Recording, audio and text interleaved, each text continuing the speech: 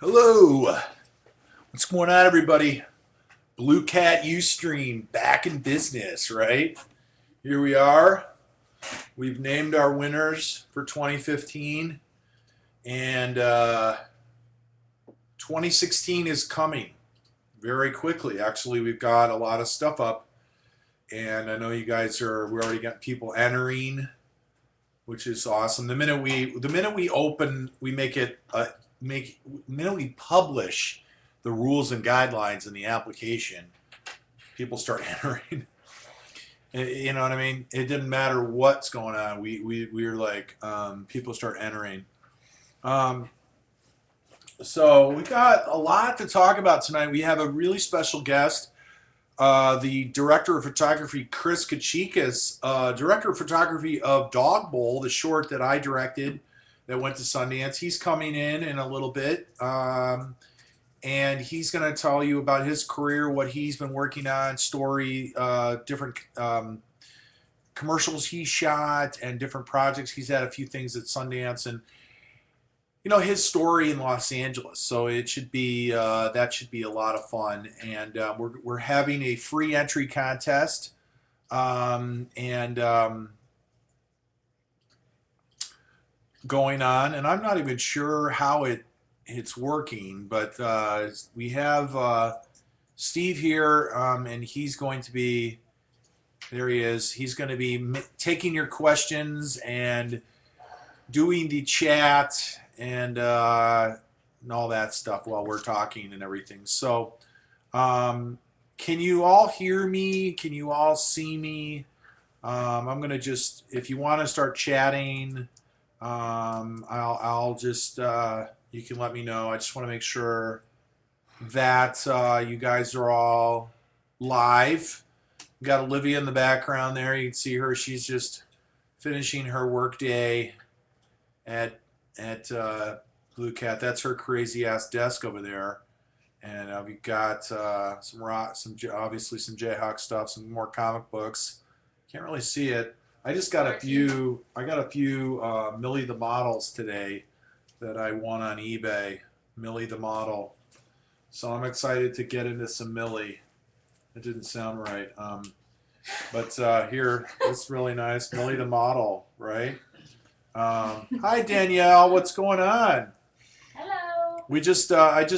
I wrote a little letter. We're mailing off your prize check. I think she's gonna drop them off at the post office tonight, right? Oh, you already went? It's already gone. You drove over there? Or you just dropped them in the box? I dropped them in the box. They pick it up every day. Oh, okay. So it'll go out tomorrow. It'll go out tomorrow, but we just printed out their little. I wrote a little letter to Danielle. We put your check in the mail. So check's in the mail, and yeah, that'll be we if you have any questions at all about screenwriting or BlueCat or filmmaking or anything, you can just go ahead and type away in the chat, and I might not answer it immediately, but Steve's going to make sure I get it, and we'll do that. So I want to talk about before we could talk a little bit about BlueCat and the new competition coming up before Kris gets here. Like I said, he's going to get here. We're going to start with him around 7:30 LA time. So in about an hour and a half, we'll probably take a break around 7:15 for about 15 minutes, and then we'll pick up Kris and do Kris, and we'll go to about 9 o'clock. So a couple things on BlueCat. We had a great year. We had a lot of women win actually this year, which isn't necessarily the case. I mean, we don't get 50% male submissions, 50% female submissions. So often the breakdown is sort of like last year, I think we had one female finalist. This year we had one female in the top five, one woman in the top five, but she won. Kimmy Howell Lee, she won the feature prize and she was our first female winner since Anna Liliamapour won for the Stones in 2007. It seems crazy that it's been 8 years since we've had a woman win, but that's the case. But this year we had the shorts winner was also a woman, and a woman won last year for the short. So I'm not sure what that says, but and then we had the Cordelia Prize was also a woman. So we had out of 11, our sort of 11 top finalists and winners, we had 11. I believe we had 5 women, I think. We had Danielle and Susan. Danielle, Susan, Kimmy, and Kitty. Oh, so it's only 4, right? Yeah, 4. But they sort of took it down. So great writing, and we've had people in the past say we should have a prize for the best script written by a woman, but we've never really gone that far because there's a lot of debate about whether or not people. I don't know. That's not a universal, and that's sort of not. Everybody wants that. But I always see the merits of that, because it is an unrepresented group of writers in Hollywood. I mean, there's definitely a very, very strong disparity. But the woman who directed Selma is going to be directing. What's her last name? Ava DuVernay.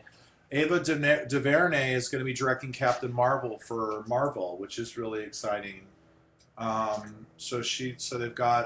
They're obviously mindful of that. She's a great director. She really got, I think, overlooked for the Academy Awards. If you didn't watch the Selma, I would highly recommend it. I thought that was a fantastic movie, and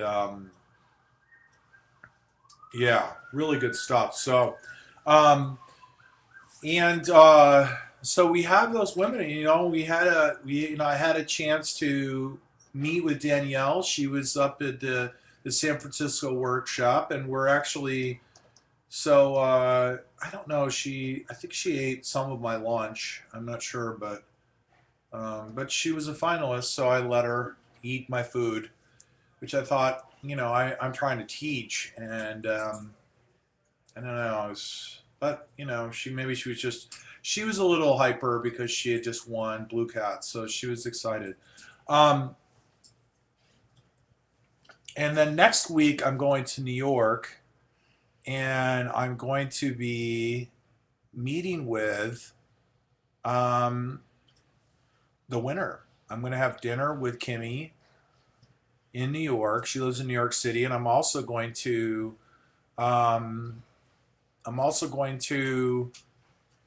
meet. We have two, Alex and Ted, who with Patrick wrote one of our finalists, and then the other finalist, Alex, wrote I, and he is it Alex or Alec? Alex? Alex Rollinsberg. Alex Ravensburg. Sorry, I should not have their names right in front of you, but really nice guy, super talented guy. I'm going to meet with them, and Heather and I are going to be in New York, and we are going to present their checks and meet them in person and take some pictures. And so we're very, very fortunate, lucky that I happen to be in New York because I'm going to a graduation ceremony. So great timing. So I get to have dinner with the winner and meet with her, and that will really be fun. And also visit with the other guys that were 2 finalists, feature finalists. And then in a couple of weeks, on May 31st, we're having a reading of Scriptures and Cigarettes, and that was our finalist. Who's that again? Joseph O'Driscoll. Joseph O'Driscoll. Scriptures, and you think I would know right off the top of my head, but I don't. Okay, Not trying to one up you. I'm not. I mean, that's why I have Olivia here to remind me. What do you got? There's a list in there, so you can refer to it. Oh, okay. We're very professional. Steve just interrupts the Ustream. I'm in the middle of something completely amazing. Anyways, so Joseph O'Driscoll's Scripture and Cigarettes. Scriptures and Cigarettes? Yes. Really fantastic script about a young man who's a Mormon in Utah and how he sort of steps outside of his faith a little bit to explore the world, and very well written, very interesting, very nice, tight script. And he is our only writer that lives in Los Angeles, which was weird because last year out of 11, we have 11 writers that are sort of what we refer to as our 11 winners and finalists, and that is Cordelia Joplin shorts, feature, and then the finalists for the feature and the shorts, and that there's 11 people. Out of 11 people last year, there was 6 people from LA. So we had like 6 readings and dinner, and we had a lot of fun. It was a lot. It was just we just got lucky and had everybody here, and that was really, really pretty amazing. This year, it was like everybody's in New York City, and there's one guy who's in LA. And that one guy is so I was like, okay, we'll have a reading with you, and that'll be, so that's going to be a lot of fun. We actually might turn on the Ustream a little bit, and when that's going on, just so you guys get a little view of us. You can, I don't know why you would watch that for too long, but at least we'll probably turn it on for an hour, and people can sort of see it like what a table reading looks like and everything else. And I think that will. What's that? That's a good idea. You think we should do that? Yeah. Yeah. I'm not sure if how interesting that will be, but we'll try it. BlueCat, we want to try some stuff. So next year, most of the competition's the same. We didn't change a lot of the rules. A lot of the stuff is still going through it's the same rules, the same dates, really. We're open for submissions now. You can enter. We already are able to take your script, and people get all hyper about that. So we open it up early unofficially. So a little secret, everybody knows that you can go over and upload your script. We officially open June 1st. June 15th is our early feedback deadline. That's if you enter by June 15th, you get your feedback back by July 1st, right? So that's really the first opportunity if you want to get your notes. BlueCat's nice because you can get your notes early, and then you can spend like a few months like reworking it, and then you can resubmit it again in October, and that's why we do that. We have like basically 3 different places where you can do the resubmission notes early right when we open. And then September, September 1st, we have sort of our regular notes deadline. You get your notes back by October 1st. And then October 15th, if you enter, that's our regular deadline. That's the final chance to be able to get your notes back early. After that, it's just regular. So we have 3 different times where you can get feedback back before the actual competition closes. And we used to have a lot more deadlines. They were just like confusing. And then we have our movie title contest, which I've never really been able to figure out how to do. We need to work on the judging of that. I always get a little confused about, because titles are tough. You can't really, it's all personal taste, and so I don't know. We've had voting, and stuff like that. So we're going to continue to work on. We'll probably have another system this year to just figure out how to get that. It's supposed to be a fun thing, and we never really get rid of it because it's people do enjoy it, and we're able to give some prizes. We give $250 to the top three, and then. But the changes this year are we are increasing the. What we did was if you are a shorts finalist, this year we got $1,500. Next year we took it up to $2,000. So Danielle just missed the boat on that. Sorry, Danielle. And just a year early. Next year it'll be $2,000. And then the Cordelia Award and the Joplin Award.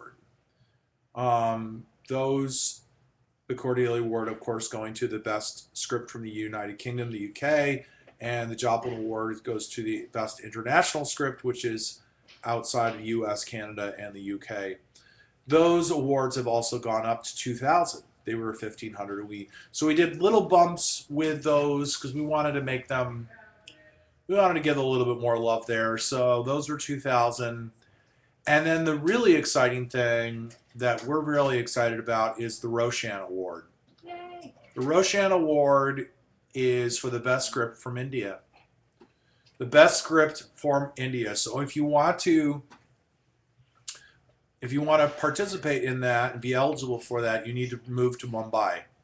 And and Steve is actually considering it. I mean, right, Steve? Yes.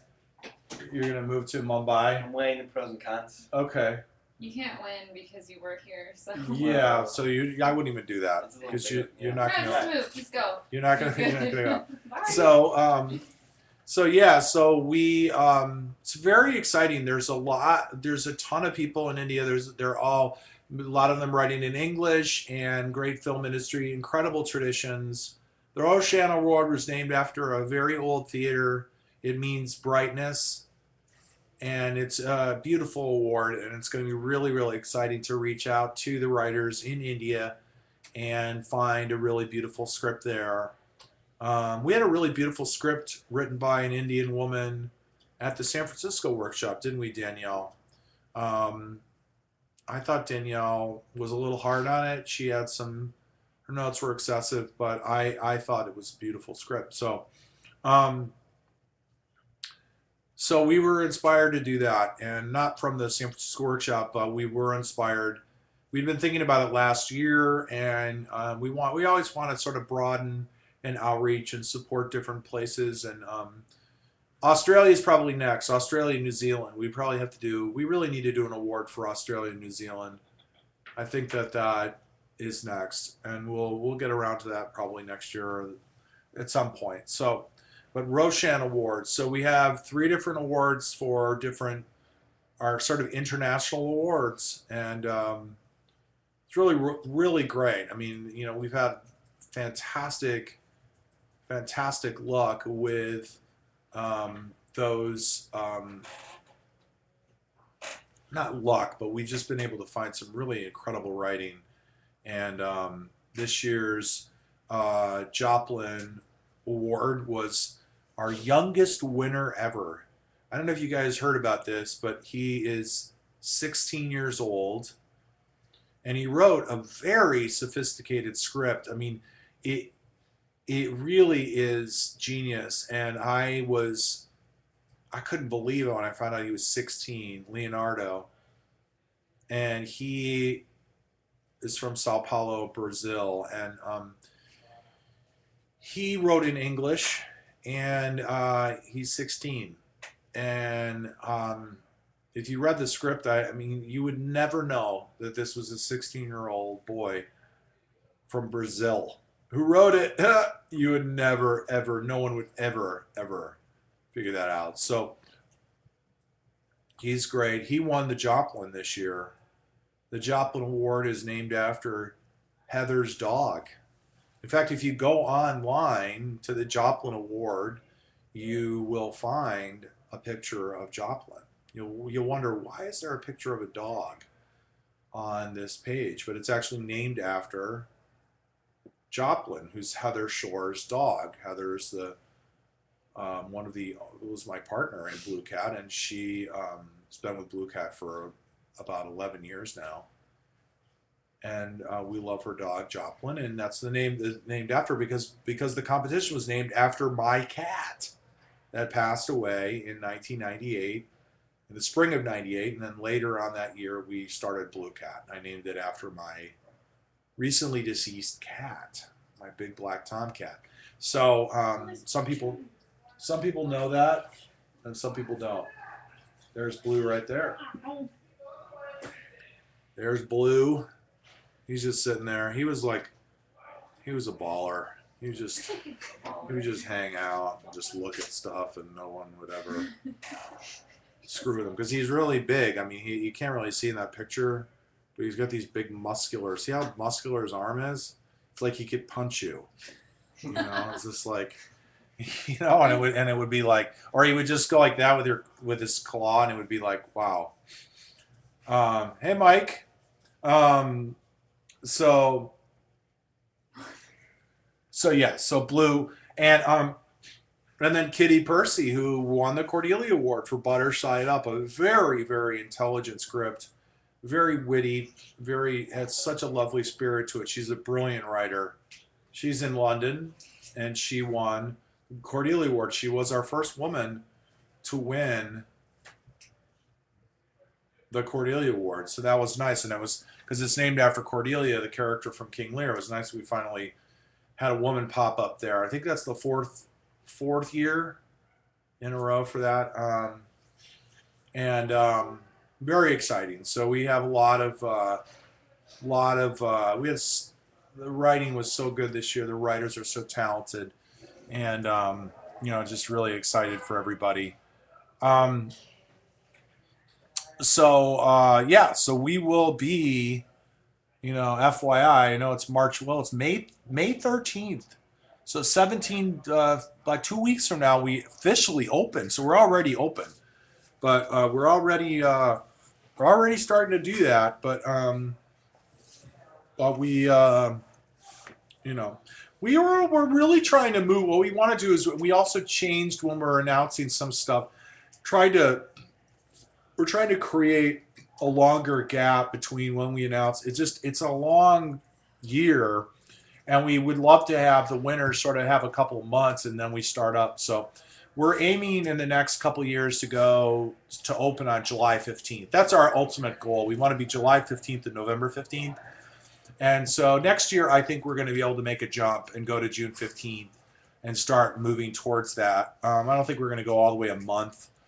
We might, but I think June 15th is probably when we're going to do it next year. And it just will allow some time. And we want to have like a 4-month submission period. And then that will allow us to name the winners in early April, and then really have a few months where everybody can kind of get some perspective on the winners and start over and stuff, instead of just it just feels like we name the winners and then we're starting the competition, and it's really to be of service to the writers, but we ultimately, you know, it's too long, because we used to have this really long thing because of we still do, but we've moved it to June 1st, and then, you know, and I think it was like May 15th. I mean, I think 2 years ago we started, it was May 1st for the shorts. I mean, it was like almost like we're going year round, and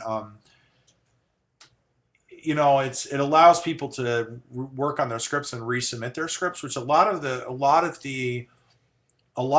top scripts that placed in the top 11 were resubmissions,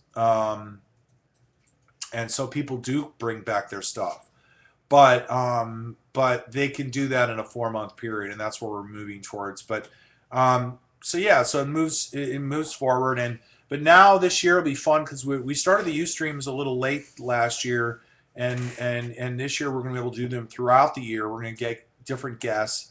I put it on Twitter the other day about, hey, who would you like for a guest, and got a couple responses.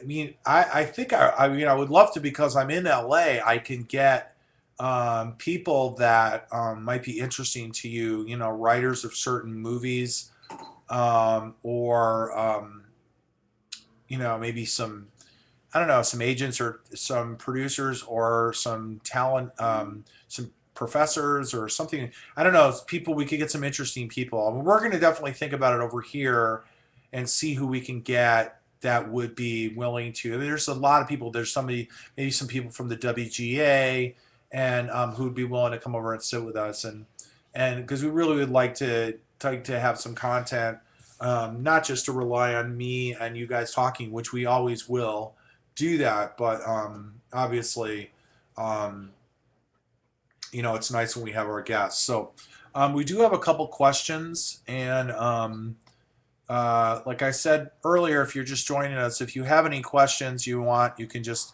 go ahead and well, this one guy, one of the I don't know if it's a guy, but when you're going through your process as a screenwriter, what point do you factor in your audience, and how would you tailor a story to serve a specific demographic? Say, for example, you're targeting adult males for a buddy film. How do you know what the audience will respond to and what they'll reject? Is that just gained in experience and observation? Is it ignorant to assume? So relax. I sort of lost some of the question there, but uh, I mean, you know, I think you should always try to shoot for a wider demographic, a wider audience. Something. I mean, obviously, some things are more adult and might not be suitable for children, or there might be more of a children's story that might not be for everybody. But and Alex Garland, I think is in England as a potential guest. Somebody just suggested Alex Garland. Isn't he's overseas. He wrote Ex Machina, a Machina, and I think he is in the UK. But maybe he's over here, Mike. I don't know. I'm not sure. Is he over there? Yep, London. So he's in London, but we'll check, man. We will definitely try and get some interesting people. So uh, let's say okay, let's say you're writing like sort of a silly, like sort of an adult comedy that is for like a buddy comedy, and you think it's like there's some more.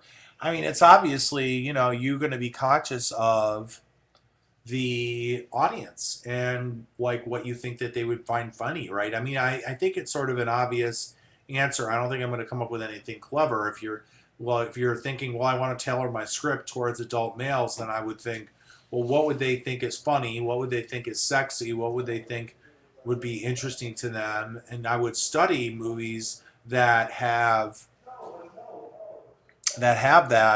uh, those elements. I would look at top buddy movies. Maybe you look at the first Hangover. I mean, some of the second one, third ones weren't that good, but maybe the first Hangover, or maybe Old School, or you know, or I mean, what's that movie that you really like? What? Step Brothers? No, you like Anchorman. I do like Anchorman. I like both, but if I had to choose one, it would be Anchorman. Anchorman. I mean, Anchorman is not really a buddy comedy, but it is. You would think it's a comedy that's sort of skewed a little bit. I think a lot of. I mean, I think it turned out to be universal, but I think some of the humor I think might turn. I don't know. I mean, is that Anchorman's for everybody, right? It's pretty funny. I would think so. Yeah. What's that Human Torch line? The Human Torch was denied a bank loan. Yeah. Anyways, she's always quoting Anchorman over here. So, yeah. I mean, I think it. I don't know. I mean, I think you should. You know, it's intuitive, right? Isn't it? But I would look. I mean, I'm a big fan of like looking at successful movies that are written similar to what you're doing, and then going and watching them and seeing how they work, and being aware that I think writers do get in trouble though, don't they? And Anchorman barely had a script. I didn't know that. I'm pretty sure they probably had. I'm sure they had some kind of. Yeah, they had a script. I mean, there's clearly a lot of improv with. I think a lot of those movies are improv. Like some of the for example, the line that I just said, the Human Torch was denied a bank loan. Like yes, that's like an opening credit line, and those were improv because in the bloopers you see him saying other ridiculous things. Yeah, That I mean, sort. obviously, it's going to be there's going to be a lot of improv, right? And but in general, in theory, we're going to watch movies and we're going to see what, because ultimately you can still look at Anchorman even if it was improv and recognize why has it become sort of a cult classic. I don't think it made a ton of money when it first came out, and that's why the sequel took forever to make. Right? I mean, it took a long time. I think they waited like 10 years. And then they finally allowed them to do it. I think they had to go to another studio, and but I think it's a movie that's watched a lot. It's a cult movie. Really, it behaves like a cult movie because it wasn't a huge movie like a Bridesmaids or something when it came out. So yeah. So what's going on? So I am my film Dog Bowl is going to be screening at the Los Angeles Film Festival. We haven't even mentioned that on BlueCat, have we? Did we put that on our newsletter yet? Any fans of BlueCat that are in LA and Dog Bowl? But Dog Bowl is going to be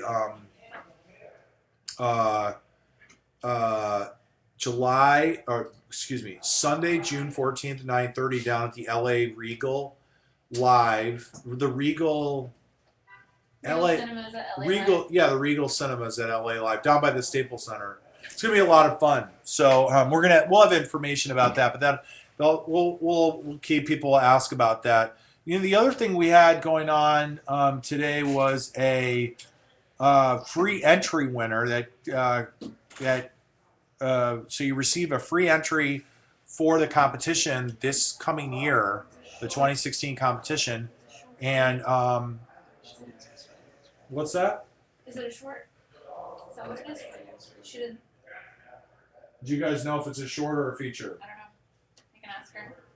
Okay, well, we'll just make it either or. So tonight's free entry, that it was on Twitter, and we posted a tweet, and then we asked people to retweet or share, and that made you eligible to win. And we'll do another free entry contest tonight.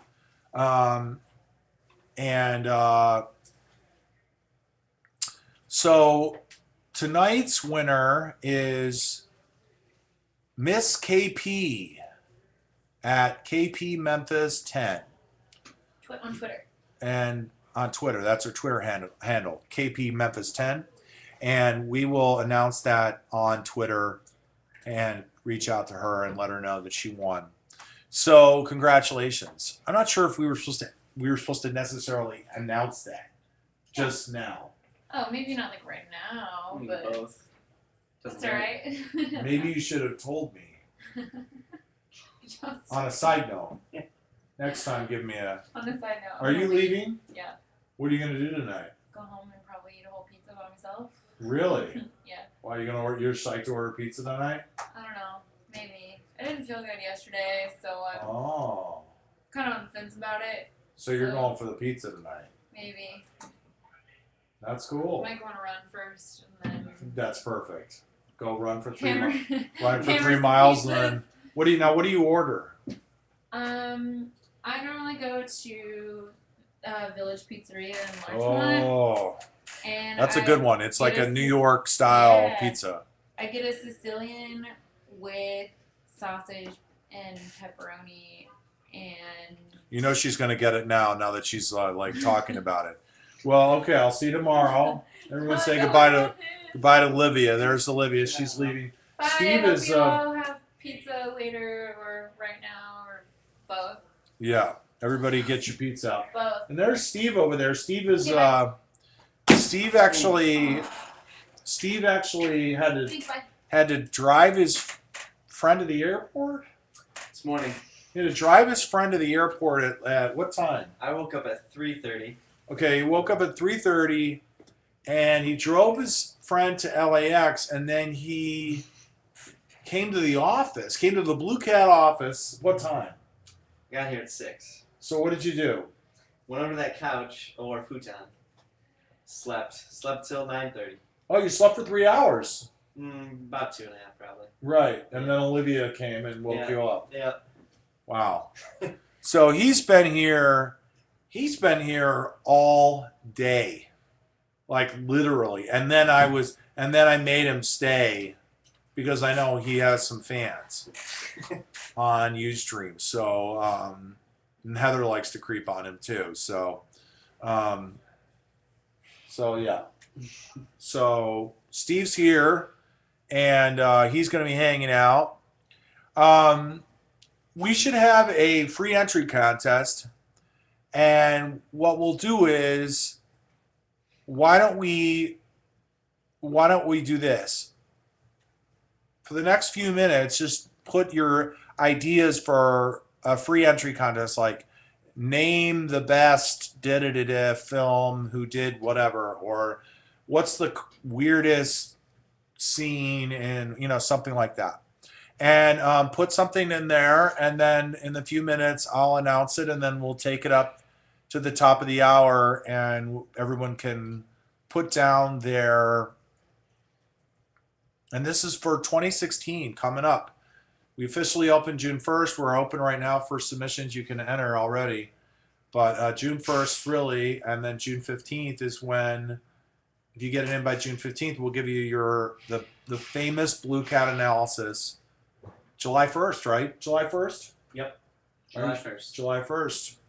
And so good stuff. So the guy that directed Dope, that was the best movie I saw at Sundance. A movie called Dope. What's his name? Rick. Let me try and get it. Fuga. It's like a. Yeah, something like that. It's like a. He just got the job to direct Black Panther for Marvel. Is that going to be a feature or like on Netflix? I think it's feature. Let me check. Black Panther. Feature? Yep. That'd be cool. That could end up being really, really cool. That director, that movie called Dope is coming out in June. June 12th. June 12th. It is fantastic. The best movie where Jeff Goldblum turns into a fly. Okay, I think that we're going to have a lot of people winning. I think there will be, almost everybody will win, so that isn't really a good one. I'm just going to just flat out just call the shot and say, I don't think that's going to be the contest. Is that going to be the contest? I had to look it up. You had to look it up? Yeah. What's that movie? The Fly. Oh, it's called The Fly. Oh, okay. Very good. Yeah. But Dope comes out June 14th, June 12th. It is so awesome. So good. You guys will love it. I think it's going to be a massive hit this summer. Hope the marketing's good. I think they're going to handle it right. But it is really, really good. I love that movie at Sundance. We had our debate in the car in Sundance. What is going to make more money, Dope or Me and Earl and the Dying Girl, yeah. Which was another very, very, very highly regarded movie at Sundance that won the Grand Jury Prize and the Audience Award. And that's also coming out in June, isn't it? It's coming out. It's coming out soon. I think it's coming out in June. Yeah. It's playing. I think both Dope and Me and Earl and the Dying Girl are both playing at the Los Angeles Film Festival, and they're opening the same month. So, yeah. So that's going to be. So we're not getting a lot of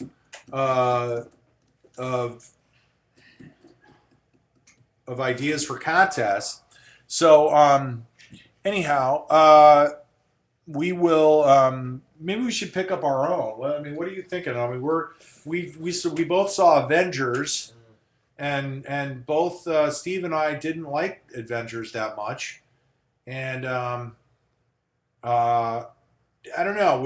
I bet a lot of people have not seen it, so we can't really say what's the biggest problem. We should come up with like maybe what's the biggest problem in like sort of a movie that everyone liked. What was the biggest problem? But I mean, I don't know who best movie Scream. I'm not sure. The best movie, you mean, I'm not sure what that is. What's that?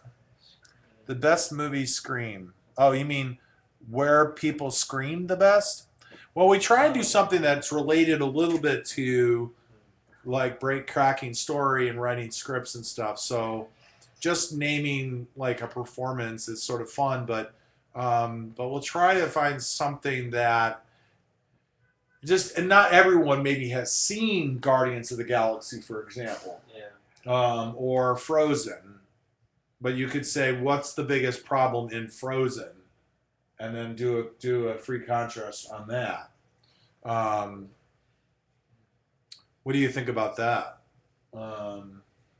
Between Frozen or Well, I don't know. What movie would be something that everybody's seen, you know, and then we could do something like that.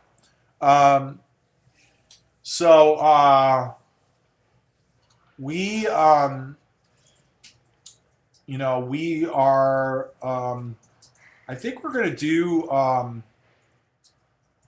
were we gonna do? We were gonna do something with. We're gonna try and get some. We wanna do something with like making like people making videos of their. Everybody's seen Jaws. Okay, that's a good one. Um, we'll come back to that in a second.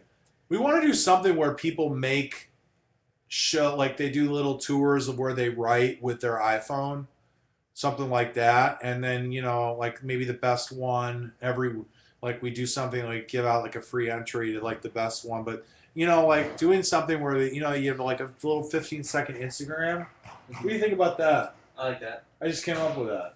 Boom. Just like boom, just like that. So Heather, I hope you're listening, so we can maybe you'll remember to do that.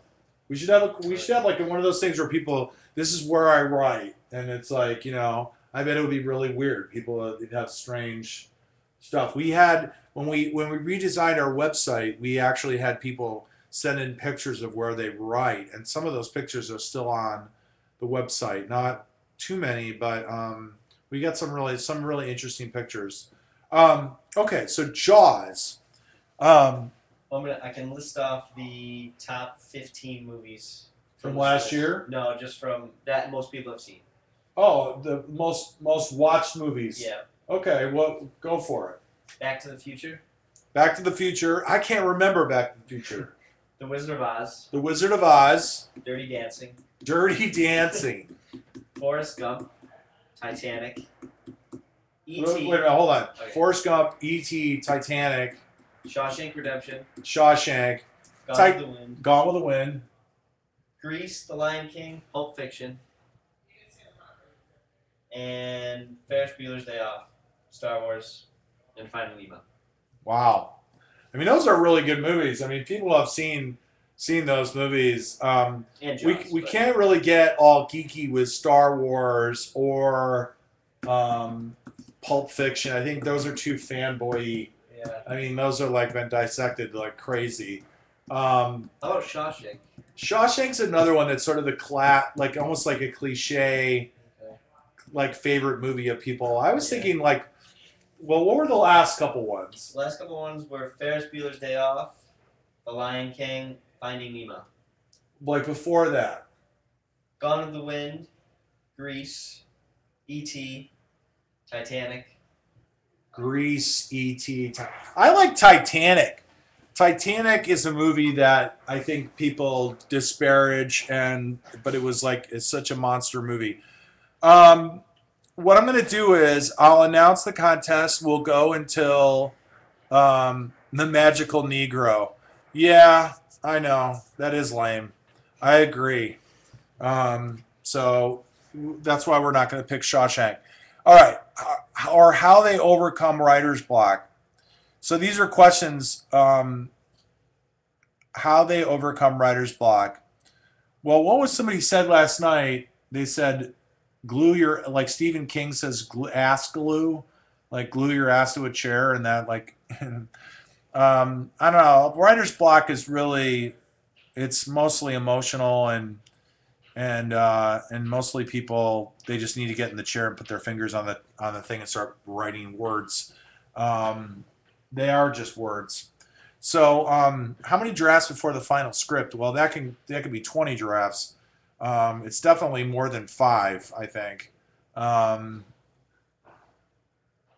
mean, depending on what a draft looks like for you, maybe you pound at it for a while, but it's going to be a few. It's going to be a number of drafts because things change. I mean, you have to sign off at some point, but my experience is it's a pretty deep hole there.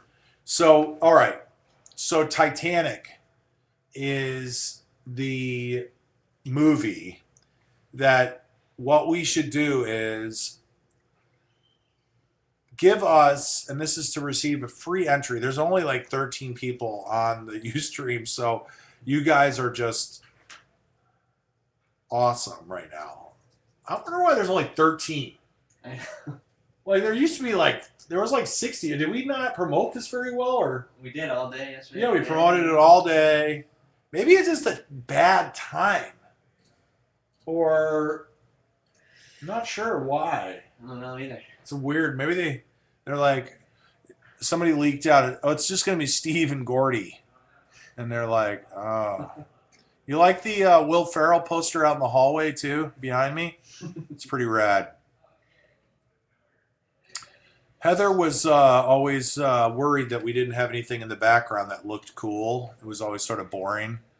And so we've created this angle where you can actually see, the different things. There's the Daryl Strawberry. You can't really see that. See the Daryl Strawberry poster up there? Yeah, there's Steve. That's our framed Daryl Strawberry. We're obsessed with Daryl, as you know. And then we've got the 7 invisible jets, Wonder Woman invisible planes, and then you've got Livia's degree from the University of Kansas up there. And there's the Love Liza poster. That was the Sundance original, the only one that exists. And then there's Blades of Glory, right? What was that called? That skating movie? Yeah. Everybody's eating pizza now. Yep. They went. Well, I think 6 o'clock. I think we do better on the weekends. I think, and we just forgot because we haven't done an Ustream in so long. I think it's rush hour. Everybody in LA is still driving somewhere probably, and there's also like basketball games on. There's also a Game 7 hockey game on. Oh, I forgot about that. Yeah, that's stupid. Huge. Yeah. Yeah, you got a Game 7 hockey game on that people are watching, and you've got basketball playoffs, so that's probably not good. No. We it always comes and goes, but that probably has something to do with it. Yeah, definitely. Game 7. There's some compelling television on. Okay, the link in the email didn't work. Okay. Oh, that's not. Thanks, Mike. Yeah, so the link in the newsletter didn't work for the Ustream. That's interesting. Well, we'll figure that out. Thanks, Mike. It's been a while since we've done the Ustream, so we're a little rusty. And we weren't really experts back then either. Last fall we did some. We started off. We liked it. We announced a few of the winners and finalists on Ustream, which was fun. But we're not super veterans at this yet, so we're clearly still working through stuff. All right, we got to do this contest, everybody. Name your biggest story problem with the Titanic. It's with Titanic, the movie. James Cameron's Titanic. Name your biggest story problem. Not, I couldn't stand Leo or something like that. You know what I mean? He was good in the movie. And what's the biggest story problem you have? Love to hear. What was it that you found so compelling? Compelling. What was compelling? I'm not sure what that was referring to. What was your favorite and least favorite part about writing and directing Dogbowl? And was it an disadvantage to be both the writer and director? Have you been drinking, Danny? Danny, I wanted to write that recommendation for you, and I think that. Sorry about the confusion. There's Kris. He's just come in right now. We're gonna talk to Kris in a little bit, but he's itching to get on, right? But we're gonna. So okay. What was the least favorite part? The least favorite. I think the least favorite part about directing Dog Bowl was, I think, was dealing with my anxiety with directing it. It was really my first. It was a different set for me. I think it was my first real. It was a step up for me in terms of the professional set, and my least favorite part was the anxiety I had the night before, which is very common for directors. They always have a freak out, and not being able to sleep. So I got up on that Monday morning, and I had to be on set at like 6 or 7 or whatever it was. It wasn't too bad, and I ran like a 10K, like at 4:30 in the morning to like just like to get my nerves, or I was planning on running anyways because it always helps me. But so basically, I showed up. If you look at any set photos of me, on that morning, especially for Dog Bowl, I just look like I look so tired because I had like a couple hours of sleep. I was very nervous, and it was gone. And I wasn't very nervous after about an hour. I didn't really know sort of set etiquette. I was a little weird. I didn't know what the fuck I was doing, except just being a creative mastermind. Like, I knew how to do that. Okay, I knew how to tell a story, but I knew how to tell what the fuck's going on. But it's funny because that one scene that we shot that morning is probably, there might be a little bit right now after many viewings. It might be there might be a little clarity issue there. It's still good, it still works.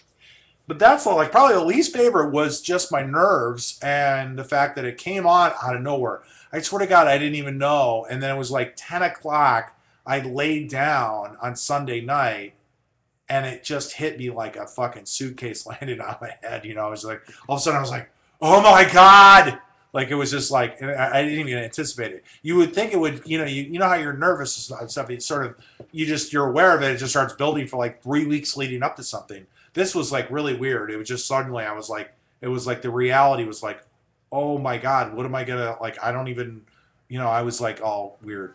But then I found out that like all directors freak out the night before they're going to start directing a movie, even the ones that have done like a million movies. Maybe not all of them, but I think after I did that, I had a lot of people. I seemed to start reading about directors the night before the first day of shooting and not being able to sleep, and I was like, yep, check.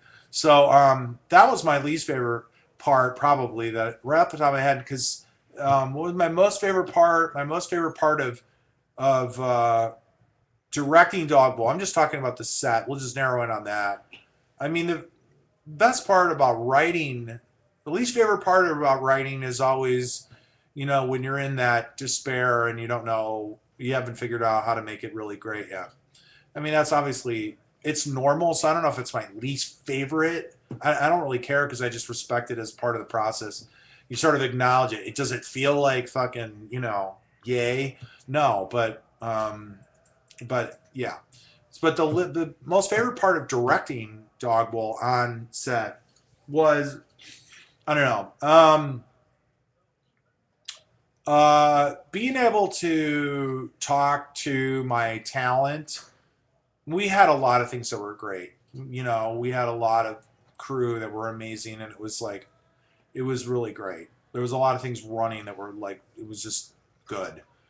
But I think for me personally, being able to talk to my talent in a very short way, like shorthand, almost like just say like a sentence or two, and having them just ingest what we needed, and then just turn things around and just make adjustments. It was like everybody was so professional. I mean, it was like we were in a zone of, we just had like, everybody was sort of doing what they needed to do, and they were doing it very quickly. And that was nice to see that happen. There was a couple very tricky scenes with the dogs and opening doors and cues with live animals and dog trainers and stuff like that. And that was like 12 hours into the day, and we were just getting it like very quickly. And that was the kind of scene that if you didn't have like all the work that to get all those people together paid off, because if you had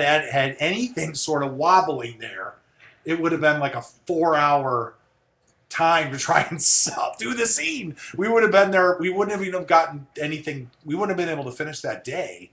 But the actors were just incredible. I mean, our lead actress and everything. I'm still. Oh, well, Danny's still torn about the Tom Brady situation. That's great. Okay, so we're not getting any answers on that Titanic, but maybe people got so into my answer that they forgot that there was a. Well, if we don't get around to that, we don't. Okay, what is it that you found so compelling about Girl Walks Home Alone at Night? What was it that you found so compelling? Well, I don't know when I said that, but Girl Walks Home Alone at Night is a sort of, in many ways, sort of a landmark movie because it's sort of a conflation of genres, where you had this vampire genre matching up with a Persian cast and sort of this invented Iranian community, and and it was directed by a woman, and it was directed in far. I mean, there was a lot of things about it that were very, in many ways, groundbreaking and completely out of whole cloth, totally, literally out of whole cloth, and it really shook people up. And I think that's why people were transfixed by it, because they had never seen anything like it. And that's really at the heart of telling a great movie is, one of the things that's at the heart of a great screenplay is something that's original, because it allows people to experience a story emotionally in a completely different way, and it reaches them in a different way, and it speaks to them in a different way, and that is very valuable for an audience. So we always want to strive for fresh, original choices, because that's what the effect it has is profound. And that's really what happened with Lily's piece, and now she's making another movie, and it's going to be exciting to see that. The Dog Bowl took 3 days. The shoot was 3 days. We rehearsed a bunch. We planned quite a bit. We cast for several months. It took me 2 months to find a DP at least. I mean, so there's a lot of work that was done to make it work, and the script took forever. But the actual shoot was 3 pretty long days. I mean, it was like a 16-hour day, maybe a 15-hour day the first day. Really? Yeah. I mean, we started at like 6 and we ended at 9, I think. Mm. Yeah, I mean, by the time we were done with that kitchen stuff, it was like 9-ish, and that was when and then the next day we started at like 4, or no, we like 1 or something, and then we went to like 1. It was a little bit easier. 12 hours. Yeah, it was a little mellow, and then the last day we were there a little later. But we started later. We started later, and it was later because we had a little bit more problems with the dogs. We also didn't have a script supervisor on the shoot, and that caused a problem because we at one point realized that we were about ready to shoot a scene that needed to be shot at night, and so we ended up having to wait around we didn't really wait around too much, but that definitely put a chink in the sky that extended our night right there. And then we had a scene with a dog that took probably an extra 45 minutes. At least it felt like that. It felt like 45 minutes. It might have only been 20, but it felt long. And that also added time. And that was, yeah,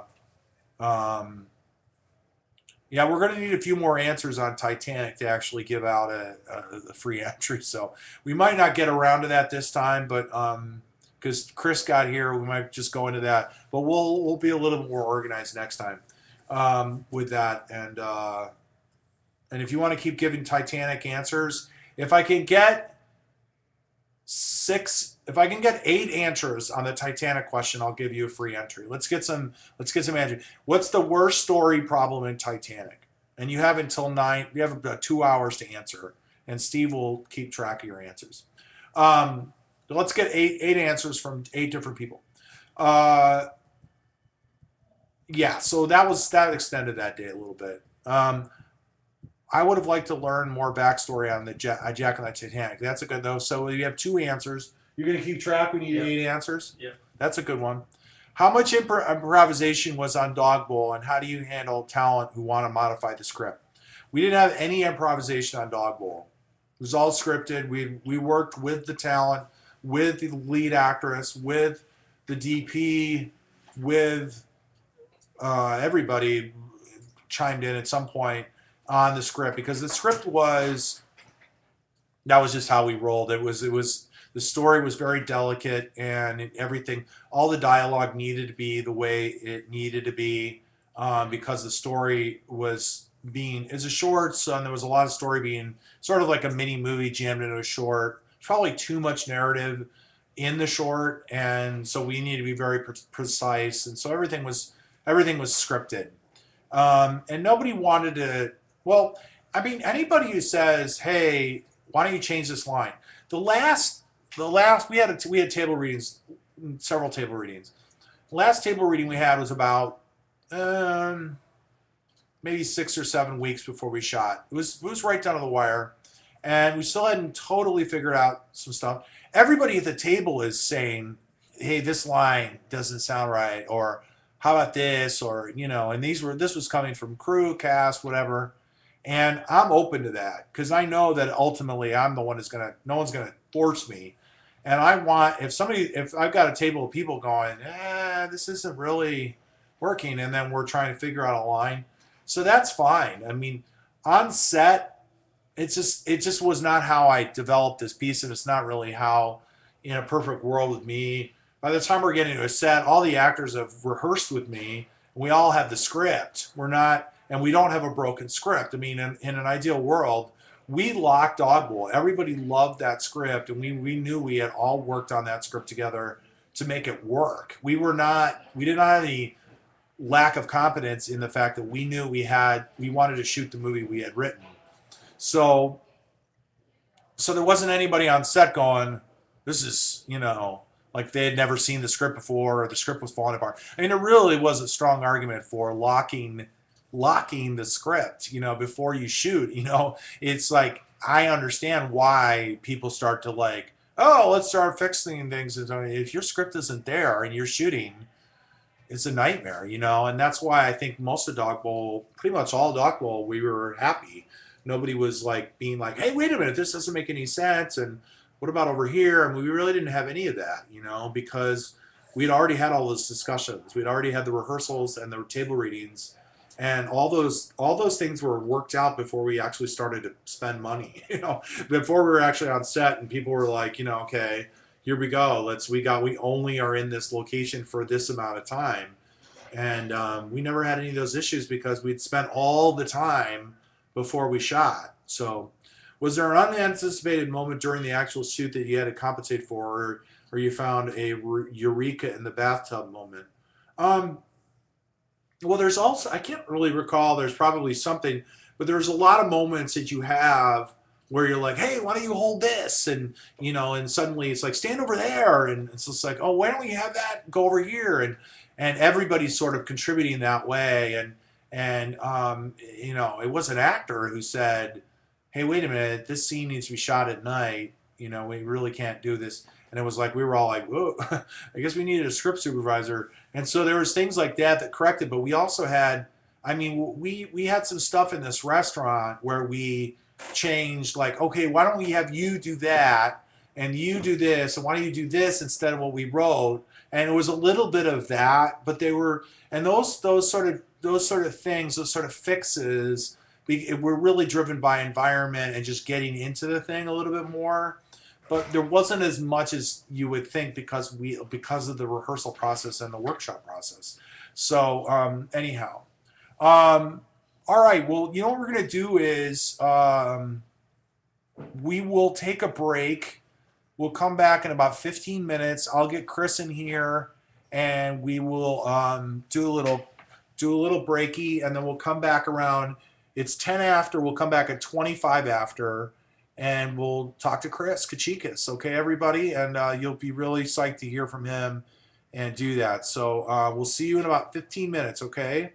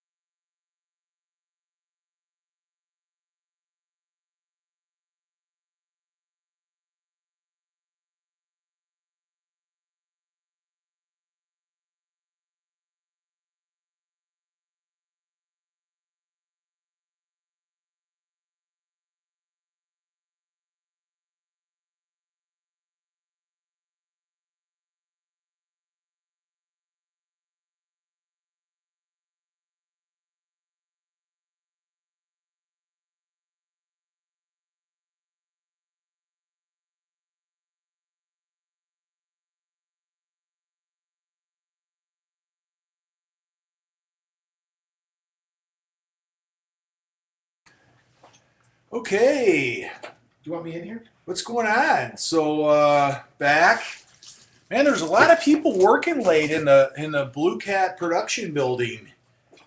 There's like I think there's a bunch of shows in here now, different shows. There's a lot of writers' rooms burning the midnight oil.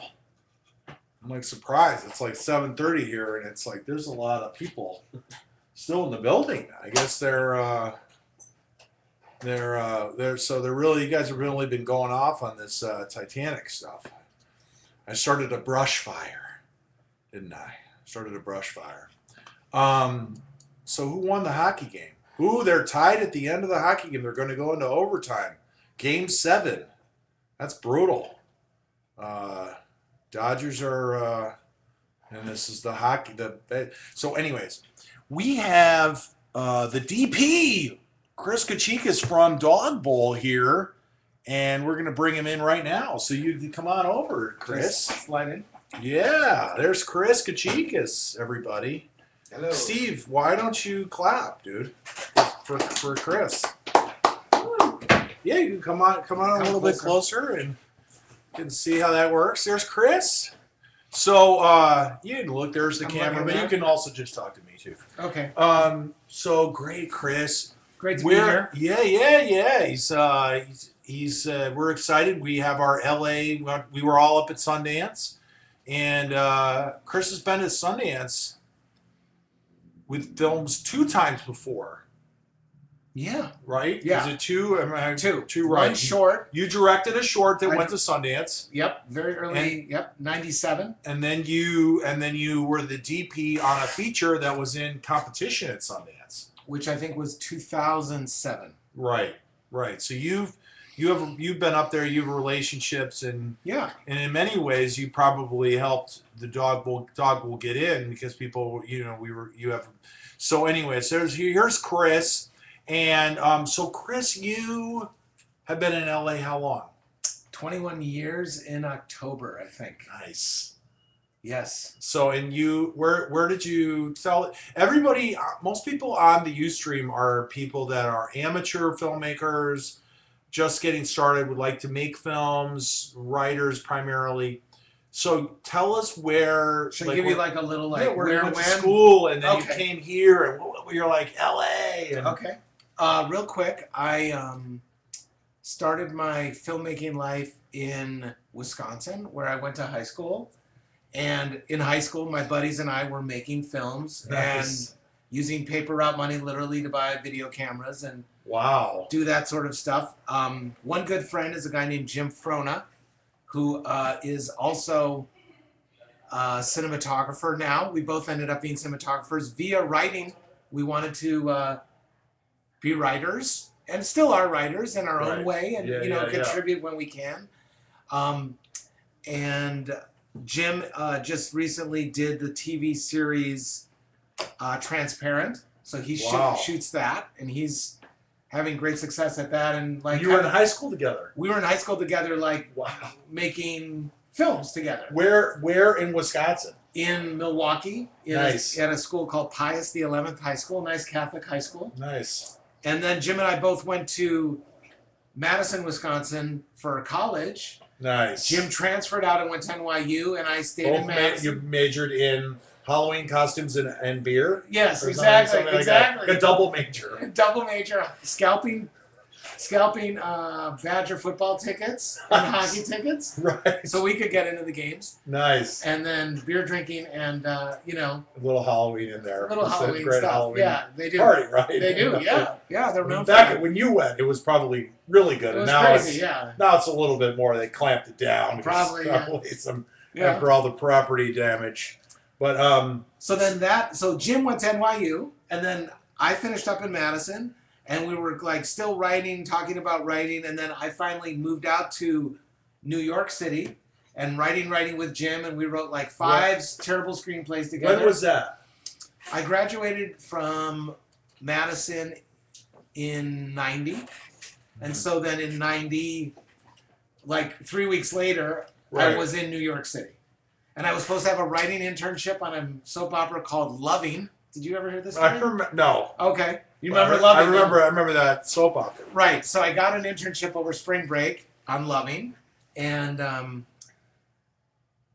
got out to well, no. So I'm having my graduation party in Milwaukee. Is this a good story to tell? Do people like this? Totally, dude. Okay. Having my graduation party in Wisconsin. My father is Greek, and he literally has lambs roasting in our backyard in pits.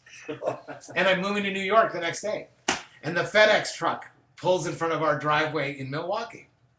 And I'm like, Mom, Dad, back up out of the way. This FedEx is for Kris. Big time. He's going to New York. He's got the internship on Loving. And opened up the envelope. Oh, shit. Exactly. Open up the envelope, and it's like, Dear Kris, all of us at Loving, meaning all the executive producers, have been fired. And with us is going to go the internship program that you're going to start on Monday or the next week. Oh my gosh. So basically I was like, people are coming over. They FedExed that to you. They FedExed it. We were all fired. God. Like, we better tell the interns. Oh, So, yeah. Wow. Yeah. So Because there was no emails. Yeah, there were no emails. Yeah. No email. There's probably some legal thing about it had to be, they couldn't just call. I don't know. It's Yeah. so weird. So I got the FedEx. I'm like, there's no internship for you in New York. So I went to New York, Whoa. and it was like, I don't want to say that like my life like writer or camera person was decided there, but that was definitely something that kicked me over to the crew side of things. Why? Well, I mean, I thought, I was going to be a writer's assistant on a soap opera, so maybe that would have been writing my life and story more. And instead, I went to New York, got a job with a photographer that really wanted to be a DP. That was his goal. And I ended up working for this gentleman, great photographer named Matthew Roberts, and went on to become a DP and then also get just involved in the film business. And now he owns lots of film equipment that he rents, techno cranes and things like that in New York City. Great guy, Matt Roberts. And working for him in his office and coordinating some shoots for him, and then slowly getting into industrial films, then getting that little job on the crew of an MTV promo. Now, what were you doing as a crew person? Like lighting, PA, but mostly lighting, mostly crew, like near the camera or lighting the shots. Wow. And that doing was stuff like that. 91, 92? Yeah, 92, 93, yeah. Like over 20 years ago. Yeah. Okay. Yeah, and then finally If you guys I just want to throw out there, if you guys have any questions that pop up while Kris is telling his story, we're just going to kind of keep going, and but just be sure to chat, to post your questions if you have any questions for Kris. we love questions. Yeah, anything, because we'll get around to the questions, but just know that we'll get around to them, but something might pop up. So you were like doing this crew stuff, and you were like assisting and sort of getting mentored by people. And then finally, so there was the level that I was with Matt, which was, I can only put it in dollars and cents so you understand, like I was making $150 a day on those jobs. And it was me and Matt, and we'd come in with the cases, and I'd do all the lighting, pack it up. And it was hard, it was a lot of work. I have a great Martha Stewart story that maybe we don't have to tell that right now, but What was wrong? Well, with, we did. It was. Is it a bad story about Martha? It's not a great. I mean, it's like Is she lame in it, or?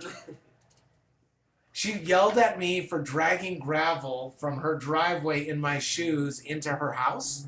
Well, she's While we Martha were- Stewart. She's Martha Stewart, so Why she did didn't you want do to. that? Yes. I mean, So I what I had to do was even I might have been carry a little two bit. heavy cases up, set them down on the thing, take the shoes off, carry them into the house with socks, set them on, protective thing, come out, shoes on, and just keep doing that. So that made my job a little more challenging that day, but Martha's floor is in better shape because of it. Yeah. Yeah. And then, so that was, but those are the kind of shoots I was on. But then I graduated up to, so those were the $150 a day. In the meantime, I had moved in with a roommate who's also now a DP named Niels Alpert, great guy. And he was doing the same thing I was doing, electrical work on shoots, meaning lighting, anything that has a plug, you're an electrician, takes care of that in film, on a professional film set. And he was making $450 a day. Oh. And he was working on really cool videos. And he was working on MTV promos. And he was working on Whitney Houston videos and like real stuff. And Right. I was working on Martha Stewart interviews or interviews for, craft or boring industrial stuff. Right. And finally, one day I graduated into his circle. He got me on a job finally, and then the rest is history. Then I started working for those people. So you were in New York and you were shooting the news and type stuff, or he was, and then finally, then I was crewing. What was your title? Third electrician. Okay. And then finally worked my way up to best boy electrician. Then what's that? What's the difference? Best boy electrician is okay, so the gaffer or chief lighting technician is the number one. Key grip, same thing. Then the best boy position is second in command. Right. On the grip and electric side of that grip electric. And grip is what? Grip, it's a great question. Grips work with the electrician to create lighting. They shape the light, they create shadows. You turn on a bright light and it goes everywhere, and then the grips make the light do exactly what you want it to. Just hit your face, or just, not light up the wall behind. Just shape the light. Really bring. And the DP works with them, guiding them what I want, what they do. Right. Yeah. So you've got grips and electrics working together on the lighting. Then the grips are generally responsible for moving the camera. If it's on a dolly or a slider or however you're going to move the camera. If it's a steady cam, that's the camera department. But grips, kind of are responsible for cranes. What's a gaffer? Gaffer is the same as a chief lighting technician, and they create the light on everything that comes underneath lighting or electrical comes under the What's gaffer. the difference between a gaffer and a grip? A gaffer is probably really, in terms of lighting, works as the cinematographer or DP's right-hand man. So the gaffer and the DP work together, create a plan, and then the gaffer will take that plan, that idea, move over and work with the grip to execute it, while the DP might be working with the director, working with the camera guys, getting the camera built the way he wants, with a particular lens and things like that. So you went up, you were eventually best boy electrician. Eventually best boy electrician for a gaffer named Peter Donahue. Another great guy, he's done a lot of movies, look him up on IMDb. What's a movie he's done? I think he did most recently. Help me out. Yeah. He did Fog. Not Fog. Did he work Fog before? He's worked with Errol Morris a lot on a lot of those. Oh, I just saw a documentary of his at Sundance, which was Prophet's Prey. Yeah. Oh, amazing. Yeah. And Peter shot that. Okay. And cool. I learned a lot from Peter. So you were working as a best boy electrician under him. Best boy electrician for Peter. He's the gaffer, and he says, "I want to be a DP." Well, I want somebody I'm comfortable with to be my gaffer. So then I move up, and that's kind of how that happens over and over again in the film business. Like on this level. I mean, so you take your person. I mean, in general, the film industry, in many respects, in a lot of respects, is that sort of apprenticeship-based thing. You don't really walk out of school with a degree and you're like, I've got my degree now. Right. It's like, okay, you can go get the Twizzlers for the craft service. It doesn't. It's all apprenticeship-based. I mean, that's why people roll out of the Ivies and then they're in the mailroom, because you have to actually learn how things are done in that apprenticeship. I mean, isn't that absolutely, yeah, absolutely. I don't think a lot of people understand that. So. Yeah, I mean, you can go, I did go to film school in Wisconsin, and I did make films. Did I learn set etiquette you mentioned earlier, or just what is the dynamic of a set, a real professional set, how it goes down? You have to learn that. By doing on the job. 4 people, you go craft the film and you go out and make that student film. That's great. But when something requires a bigger crew, how big was the crew on Dog Bowl? We have 30 or 40 people at times, I think. So that's approaching a real, it's getting there with, as minimal as we could keep it. Yeah. Just to keep that big of a machine running smoothly, things need to happen a certain way. Yeah, I mean, there's a lot of there's a lot of teamwork and respect, and people the communication has to be like crystal clear. I mean, that's why there's a whole language on the walkie-talkies about, you know, like communicating, and there's a hierarchy about who's doing what and Sure. who's over everybody. I mean, it's like It's very militaristic. I Yeah. mean, it is. It's a hierarchy. I mean, I think, and it has to be that way. And then, you know, as you're working your way up, what I always say to people that are like, you know, want to get into that sort of thing or want to do that, always try, you know, learn your job, do your job, but then whoever you're working for, if you're in the art department, you're working for a production designer, if you're a camera assistant, you're working for a DP, just watch what they're, or you're the electrician working for a gaffer, if you can anticipate their needs, not necessarily, it doesn't have to be, well, I guess anticipating needs before they need them. Know what they need before they need them, because that's valuable. it's valuable. It could be as simple as like, I worked for you on Dog Bowl, and I'm like, you know what? This is a close-up. Gordy wants to be as in Marcy's eye line for this close-up of this acting moment. Let's get his monitor right next to the camera, right next to me. So he's like right here with Marcy. He's looking at the shot that we've got on the camera, and can connect with her in between takes or during resets or whatever. And it could be as simple as like, Gordy doesn't want to be around the corner in another room, have a note for her, and then walk in. That's going to add 45 minutes to a simple shot. Right. You know, like things like that. You know, like Right. That's an example of a DP trying to do a very basic level. Right. You And know, I think the other thing that I am always stressing when I'm teaching or just talking to people about just courtesy and just like teamwork, and there's a certain amount of respect and you know, I don't know, love, for the lack of a better word. I mean, you have to have that sort of family-esque. That was one of the things I, you know, saw immediately with your team and your whole hierarchy that's under you.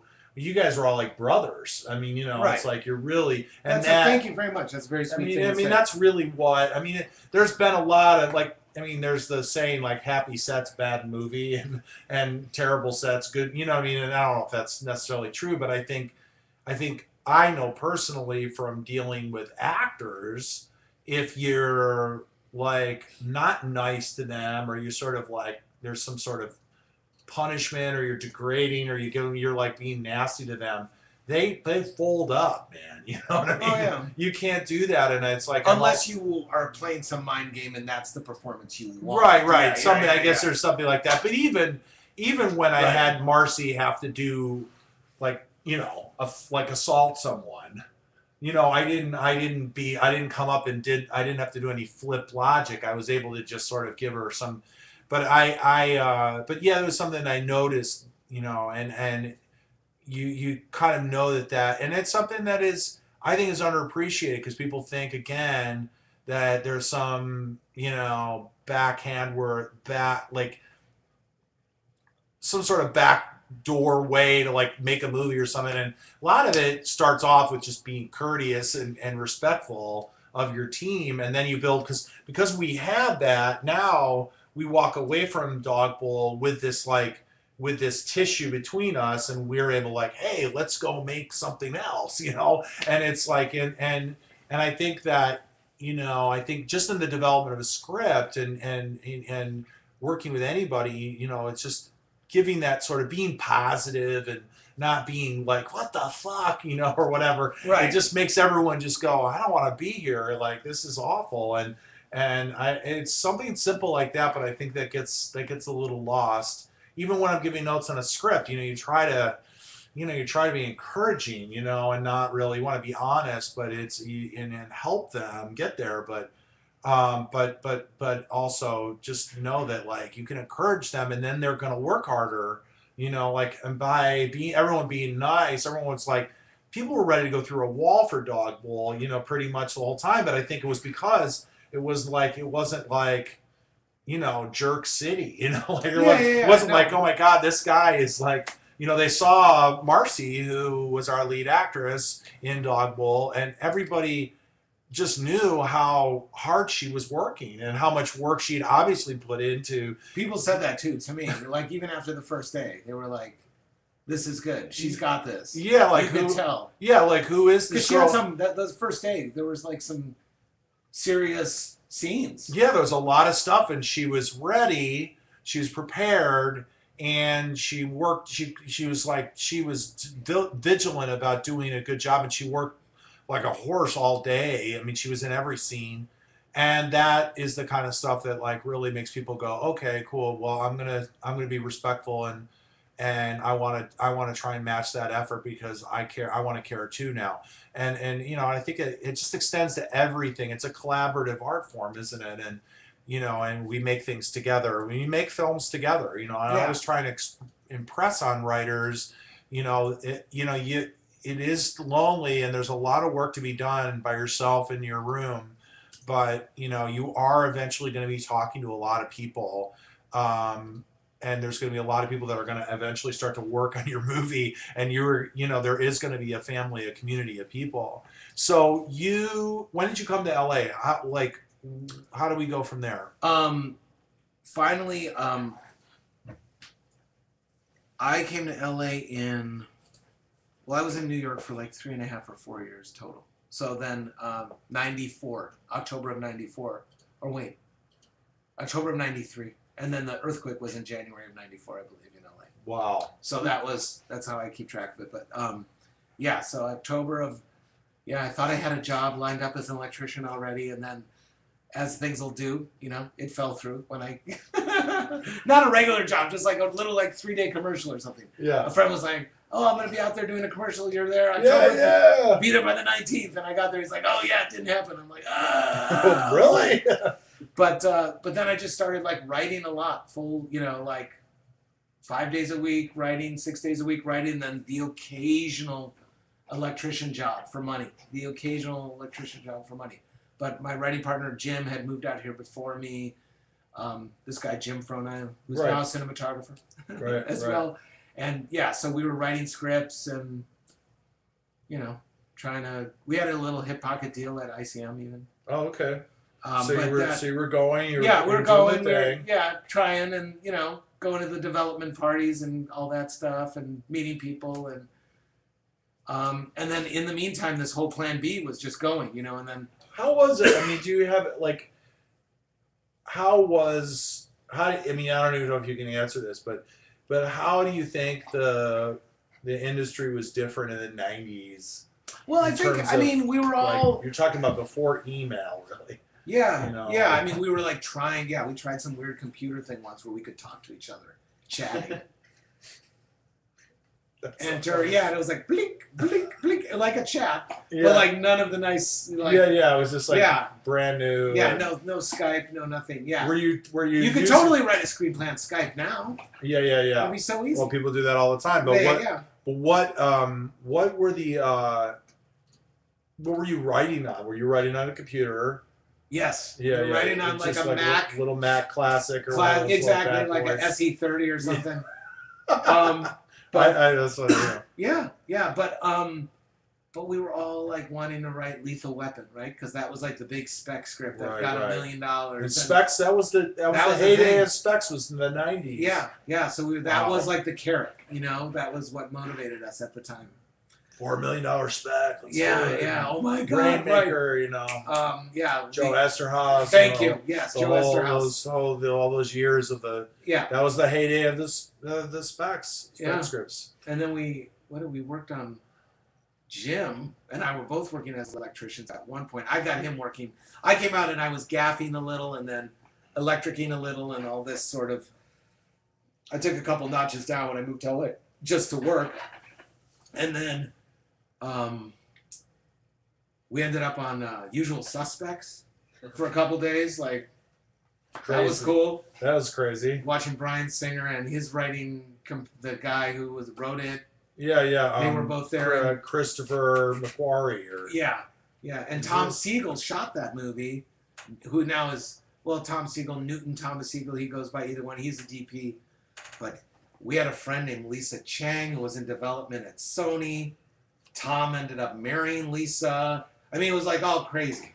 Yeah, it was So you're in the flow. We're in the flow. We know a lot of, we're knowing people. Eventually, we're kind of working. You could have just stayed around and probably wrote Hangover 2, you know, in 10 Maybe, years. right, but, yeah. but then what happened? Tell the story. Then I had a guy named Shane Hurlbut, another great DP, who is, I think he just shot Furious 7.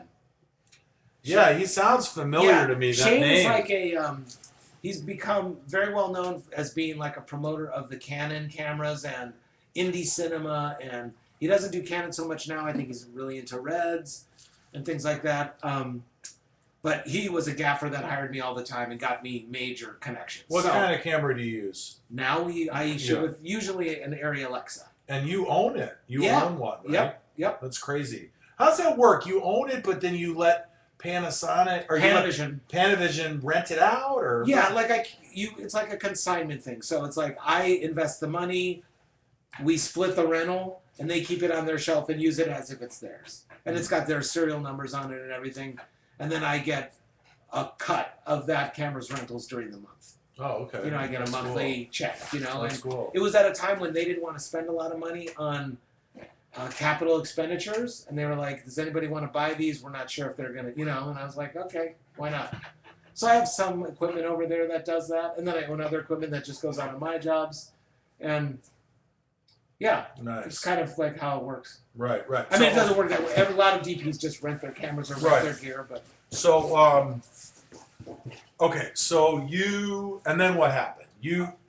So you're still trying to do the right. Trying to do the writing thing and gaffing, and then I'm working for somebody named DP named Lance Accord, who shot. You might know Lance. He's shot a lot of great stuff, and the way I remember the story was there was a music video he was supposed to do on the weekend, a tiny music video, and it was his anniversary, and he was still living in New York, and his wife was like, you've been in LA, for a month solid doing commercials. It's our anniversary. You're not going to do this low budget music video this weekend. And so Lance recommended me to the director, and the director was like, fine, we'll have Kachikis do it. Awesome. Because Lance and I and we had just done a massive Nissan commercial with this guy, and so I just got handed this job, and they felt like I was capable of doing this. And it was such a low-budget job that I offered my apartment on Orange Grove, to be one of the locations. And we shot on, I don't even remember, like a HD camera. And the director was Spike Jonze. Wow. So that was like a great... Spike Jonze just directed her. Yes, He won the Academy Award for... Best writing for original, screenplay. Best screenplay for her 2 years ago. Yeah, her, Megan Elson, Annapurna Pictures, and so he did her. You guys know Spike Jonze. Spike Jonze also we did a bunch of music videos, tons of music videos at the time. That's what we were working on. Yeah, tons of commercials. He did a bunch of them, and he was revolutionary. I mean, he was more than just he did adaptation. With Charlie Kaufman and Where the Wild Things Are. Yeah, Where the Wild Things Are. But before that, he did Being John Malkovich. Yes, that was also a Charlie Kaufman script. So everybody knows who Spike Jonze is. So Spike Jonze. But this is before all that. Yeah, this is before he had never made a feature yet. No, he's making music videos. Right, and he just so he didn't always have it easy. He was working on a screenplay for James and the Purple Crayon. James and the Giant Peach? Peach, James and the Giant Peach. But it was Steve's favorite book when he was a child. Okay. He was just reading it the other day. Harold and the Purple Crayon. Harold and the Purple Crayon. But Spike was working on that movie for 3 years and it never happened. You know what I mean? So that is it's tough. Even when you're Spike Jonze and you are on top of it, and you're... This is after he had done some stuff he was working on. When he was, really big in videos, and people knew that he was, it was happening. This guy is, going to be somebody. Yeah. So he's a great... If you haven't gone back and looked at Spike Jonze's early music video work, he directed a number of very memorable, groundbreaking, sort of watershed sort of videos. Absolutely. That influenced music videos, and a lot of lay people don't even really know that he's, you know, did he ever did that? Yeah. They actually have Spike's test film for Harold and the Purple Crayon on YouTube. Okay, so you can look. Well, we'll put that link in the chat for everybody. So you did his thing. So what happened? So I did his thing. Then it was like very simple. You did something for Spike, do something for me. It was like that. Mm. And it wasn't high level stuff, you know, it was just like anybody. And I was like, I guess I'm a DP now. Like I'm still screenwriting and I'm gaffing. And in my mind, I wanted to be a director. I was putting together a director's reel. I had shot a bunch of spec commercials. I thought I was going to like go to directing. And the store for cinematography just opened up. And I was like, I had a crazy girlfriend at the time. I shouldn't say that. No. I shouldn't say that. No, it's fine. I think everybody can relate. Everybody's had a crazy partner. Yes, yeah. And she gave me some awesome advice, and she just said, look, maybe you want to be a director one day. Maybe you want to be this one day. But whatever you're doing right now, do it at the best ability, at the highest level you can. And I was like, okay, that makes sense. And I skipped a little gaffing stuff, but anyway, so now I'm shooting. So I got to a pretty high level as a gaffer. Like a Michael Jackson videos, round the world jobs, you know, all that stuff. That was when you took gaffers around the world. Now film production is in so many cities, gaffers really don't travel anymore. You get a local guy, and they're all very good, honestly. Right. So, but back then it was like a gaffer would go to 8 different countries for a Chase Bank commercial, and you just like be loving it as a gaffer because you got very little demands. You know, you go there for the prep and the shoot, like a scout day, 1 shoot day in the town, maybe 2, and then you're like, I'll be at the museums. You guys, you know, good luck with everything, and then you go to the next town and wait. So those were good days. So you started to, and so eventually, what happened? You made a short, obviously around '97. Yeah, that was part of my like wanting to be a director thing. I made a short film called Jackpot, starring the cinematographer I worked with. Peter Donahue is my main actor, the beachcomber, the only actor in that short film. Yeah, and that was fun to do. Eric Zimmerman, dear friend, was the DP on that. Andrew Dickler, who was an editor, was the editor on that, but then he did so much work in post, we made him a co-producer with Jim Frona. Jim, who was, so that whole gang, right. all those guys, I'm still, tight with all those guys. Right, actually. well, that's so cool. Yeah, that was 97, so. Right. So, it's interesting because people, they often come to LA and they're like, I'm going to do this, and then they end up doing something else, and they end up doing it really well. And Plan B. Yeah, or whatever it is. It's like you just start doing something, all of a sudden it's like there. And when did you? Can I interrupt you for just a second? Absolutely. Just on that thought. I mean, I work every week, sometimes in months, every day on commercials or shorts or occasionally a feature or TV show. Every single person that's on that set is a writer and a director. Every single person has that dream. The sound man, the art guys, the camera assistants. Really? Yeah. Every single person that's come from Illinois or Kansas or Wisconsin or Minnesota on that set is a filmmaker, or wants that. And then they get here and they realize that there's a way to contribute to this world. There's a lot of jobs. There's jobs you can put your, you can raise children with this job. You can, and so they do it. And it's by no means a failure. You know what I mean? It's like a success story because there's a lot of opportunity. Yeah, and you might not be the director. There's only so many inter-actus but I mean, I'm not discouraging people from following No. I think it's every single person. I mean, and we're all like, I think a lot of people have a very and they come with that general feeling of like, I think I want to write, I think I want to produce, I think I want to direct, I think I want to act. You know what I Yeah. mean? It's sort of like those, and then they fall into different things. And sometimes they end up being talent agents, and sometimes they end up being script supervisors, and sometimes they get into color correction, and Right. you know what I mean? And they just end up with a lot of different things, and they find a very gratifying contribution, and they realize it's like, wow, I'm still telling story, and I'm able to do something that I'm passionate about, and I'm not, and I, you know, and I have a nice house and a family and kids, and you know, the whole thing. Yeah. So, when did it sort of like really, like, was there a time where you were like, I haven't written in like 3 years? Where you were like, oh shit. Like, Yeah. did you have any kind of like, wow, this happened? Yeah, well, I think like the people always ask me, how long have you been a DP? And first thing I do is I think about how old is my oldest daughter? And I'm like, oh, she's turning 15. So I've been a DP for 16 years. And I got married right at about that time and had a child at about that time. And I don't want to blame not writing on the family thing, Right. but it was a shift, you know what I mean? And I think for me, I mean, there was a, oh shit, I haven't written in a long time, but it was also like, writing was hard for me.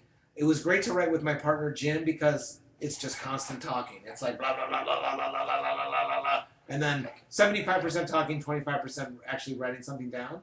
And I felt like I had a talent maybe for writing if I would have stuck with it more. Of course. But I think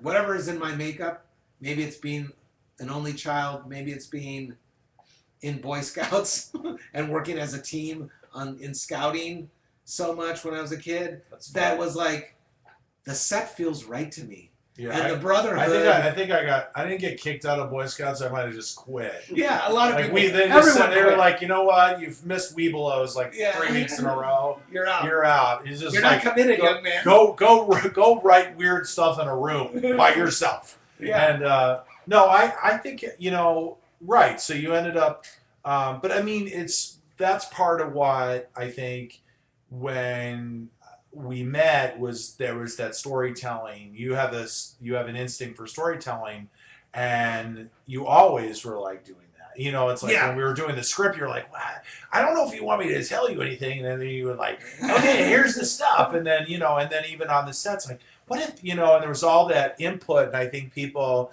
have to all, like you said, everybody's writing the movie in summer, everyone's going, does that make sense? Is that, like, should she be wearing that, you know, or is that over there, or that looks a little funny, maybe it's something bigger, why would he be holding that, you know? And so everybody's telling the story and telling just getting to the truth of like what the scene is, you know. It's like, I don't know if that guy would actually be holding that, and like he's not like that, and that kind of thing. So I also think, I mean, going to what you're saying, I think the table reads were awesome. For Dog Bowl. Yeah. And it was just, for me, so I got a lot of my, you know, like, maybe I had my biggest, oh crap, I haven't written in a long time moment when we did those table reads, because I was like, this is so amazing, this is so, I know, like, up my alley, and I Right. really like this. Yeah. Like, no, it was, I remember you were like, this is already worth it. I was like, can you please show up to shoot the movie? You were like, he was like, you were already satisfied. I was like, he's like, this guy he's got the table reading is taking care of his whole itch. Now he's like, he's going to go shoot a car. You know, it's like, please, you know, look at Marcy, you know. Yeah. And, but you, like, I mean, you know, obviously you're a grounded, modest guy. I mean, you're not like, you know, but like, tell them like what are some of the cool like commercials or something or anything that you feel like you've done recently? I mean, I know there was I was in love with the idea that you were on the Victoria's Secret swimsuit special, which I was on that. You know, I asked to be help you out on that, and I didn't get any response back. But they were like, no, Gordo, you just stay in LA. I did shoot part of the Victoria's Secret swimsuit special that was on, and I've shot commercials for them in the past. Right. And even, I've shot. And that was part of, and that was sort of part of when, that was part of why I was like, because we had a character, but it was also the professional look of the commercials and the fact that Marcy looked the way that she did, that we wanted that sort of, it was, Yeah. we wanted a professional looking movie, and obviously everything was going to look professional, but it ended up working really well because Marcy's so beautiful, and you were able to, when we needed her to sort of, even though she doesn't really necessarily play a character that's conscious of that, but there was something to that. But there's an ease to her look that, I mean, she has a look that makes you want to continue watching the movie. Yeah, she's a cover girl.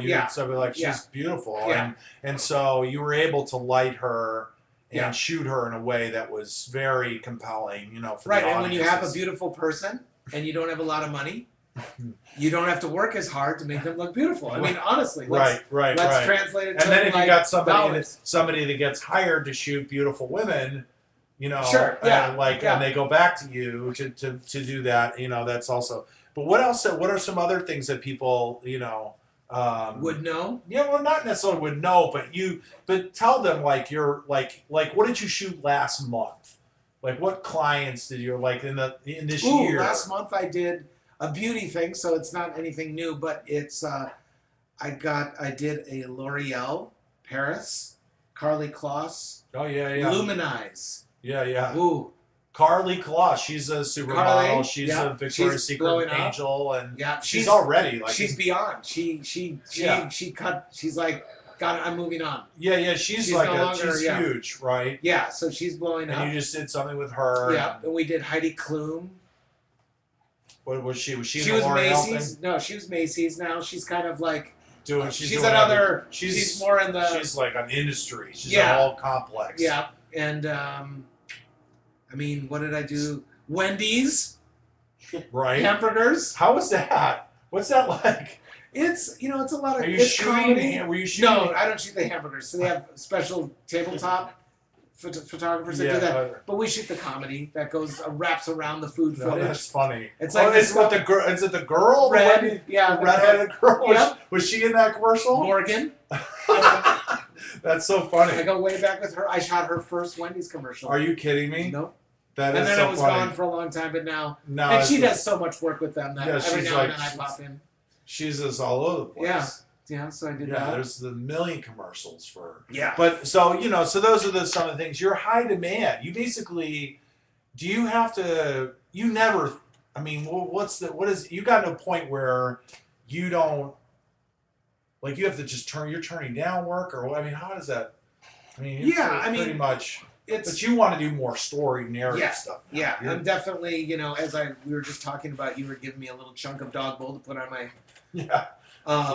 my website, and so that sort of. Do we have his website up there? And you're not, the links are not showing up; they're censored. But you can actually, if you look, you can actually make it so that if you look on you can actually make the settings so that the links don't get censored. Okay. So if you play around with that, you can find it. We can put the link. We'll put the link in there. It's not. It doesn't come up, but we can put up. So we've got some questions for you, and we'll keep talking, but we can go back.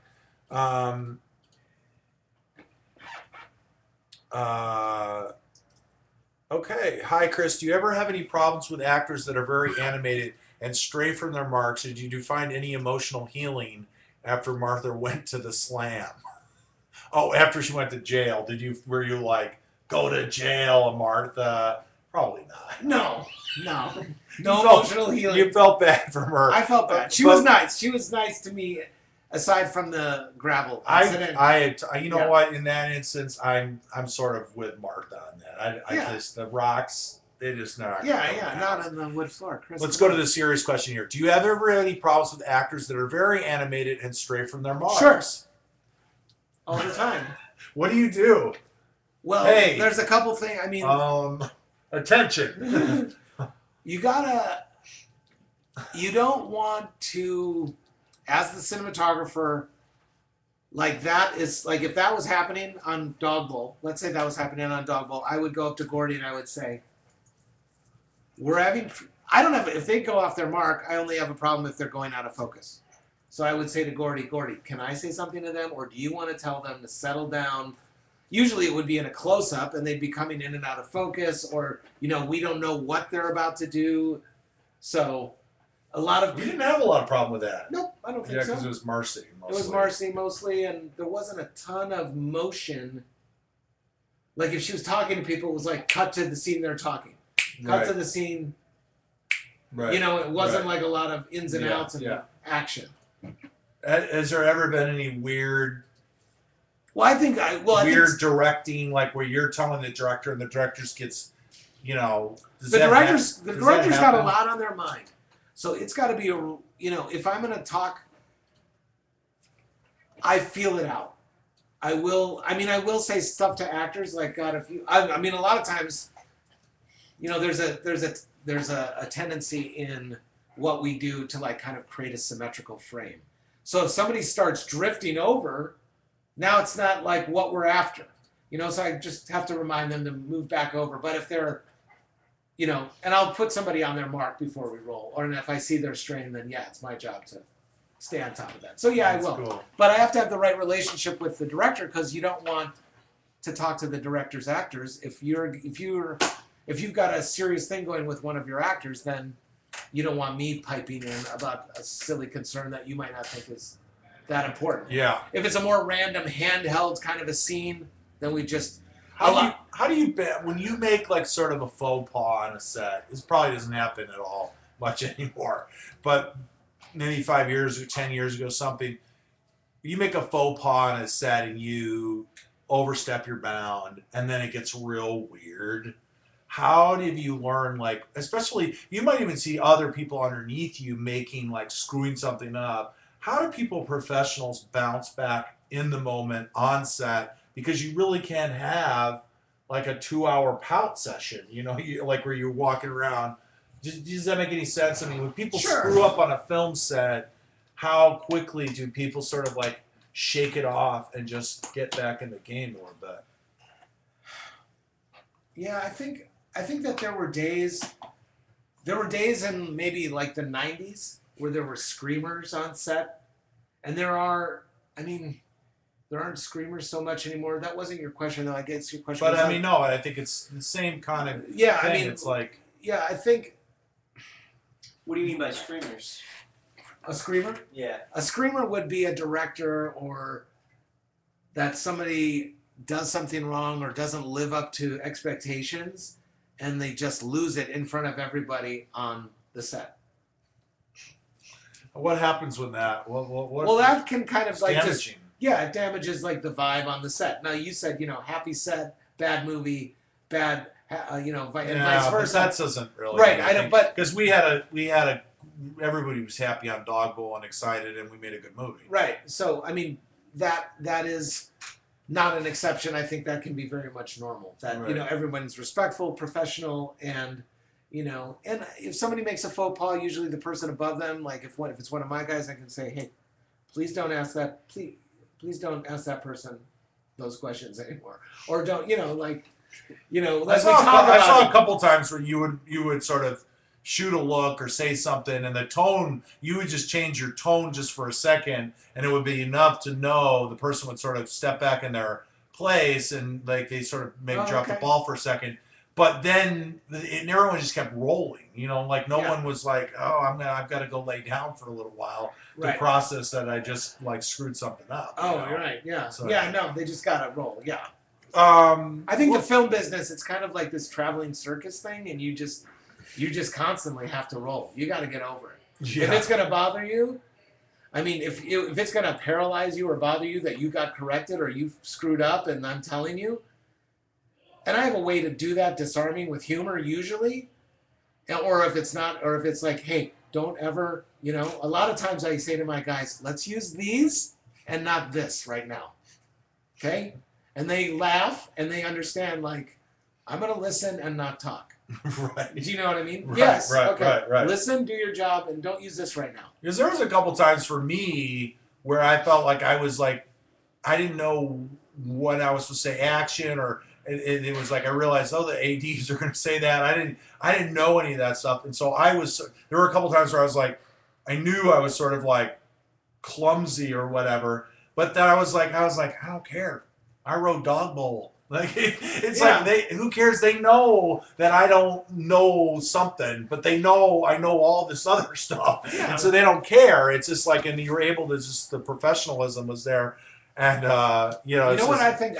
It's on my mind, and I think it was such a great thing, and I don't even know if you were conscious of it, and I hope that you think favorably of it. But we had kind of a pinch hitting AD on the first day of Dog Bowl. Oh, we didn't have the same AD the whole time.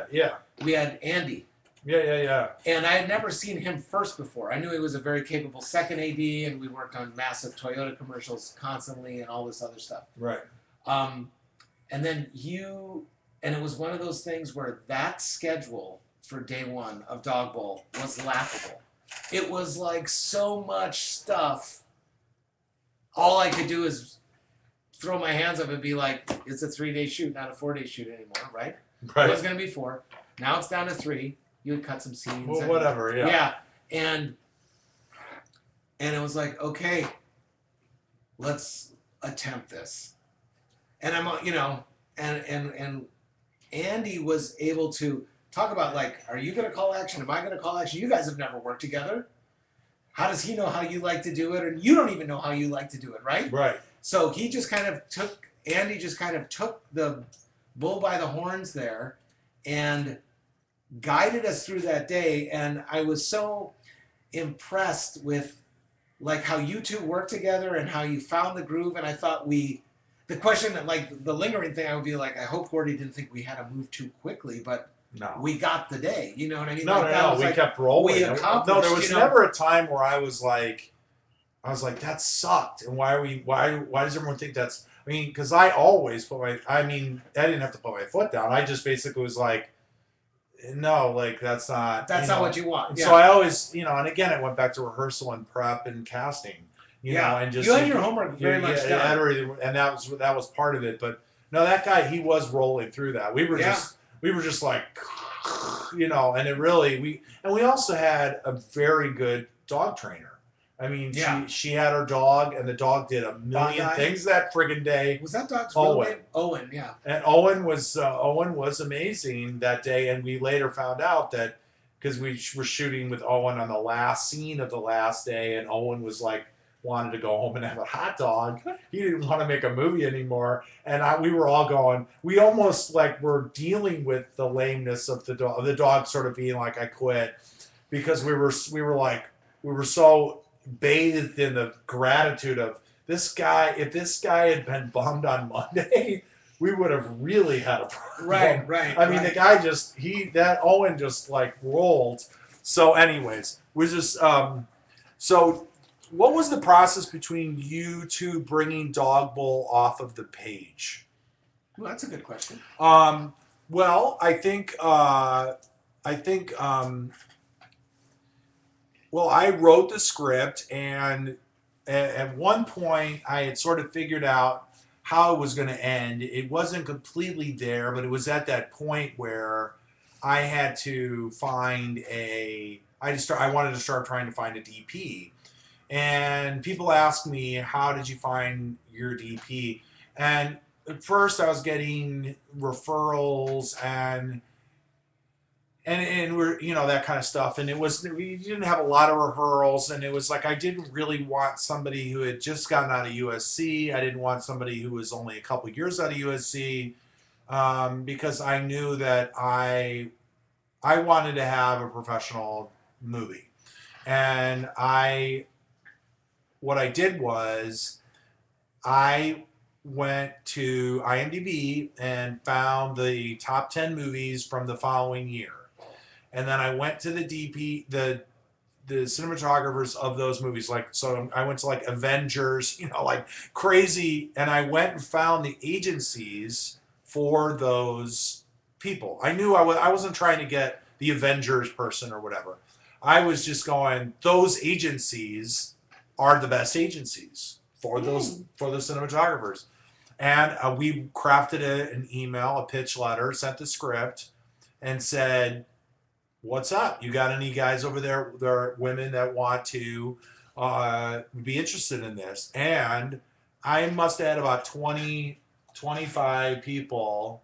I don't know what the number was. I ended up interviewing 11 people, but there was more people that I looked at their reels and stuff. So I cherry picked 11 people that had responded to the screenplay, and I really try to impress on writers. It's like you can compel people all across the board to get excited about working with you if you write the good enough script. And I'd written something that a lot of these, and they're all at a comparable level. There was probably two or three that might have been like maybe like a little, like a notch or two below where you are, but most people are sort of operating that sort of like we're in that world. And I spent a few weeks like meeting with them. It wasn't very organized. I don't know if it was organized or the right way to do it or whatever, but it was very, very comprehensive. And I would just sit down and talk to people, and finding chemistry and common ground and how they talked about things. And it was funny because what I remembered about that process was the people that sat down and were like, and got really technical or wanted to ask me about how I wanted to shoot things. And I don't know, it was just stuff that sort of made me kind of go, I don't really know what you're talking about. And it just sort of felt like I always respected them. I always thought, but it almost like felt like they were trying to come off as knowing what they were doing or whatever. And the irony is that like when you sat down, you were like, there was nothing like complicated about what you were wanted to. It was like so this story, and it wasn't about, you weren't trying to ask me how I wanted, what style of how I wanted to shoot it. It was like you were just like and I realized that people that know what they're doing don't wear it on their sleeve. They don't have to wear it on their sleeve. They're so, and I noticed that a few people, you definitely were like, I was like, this guy actually, the irony is that he's not trying to, get into a big,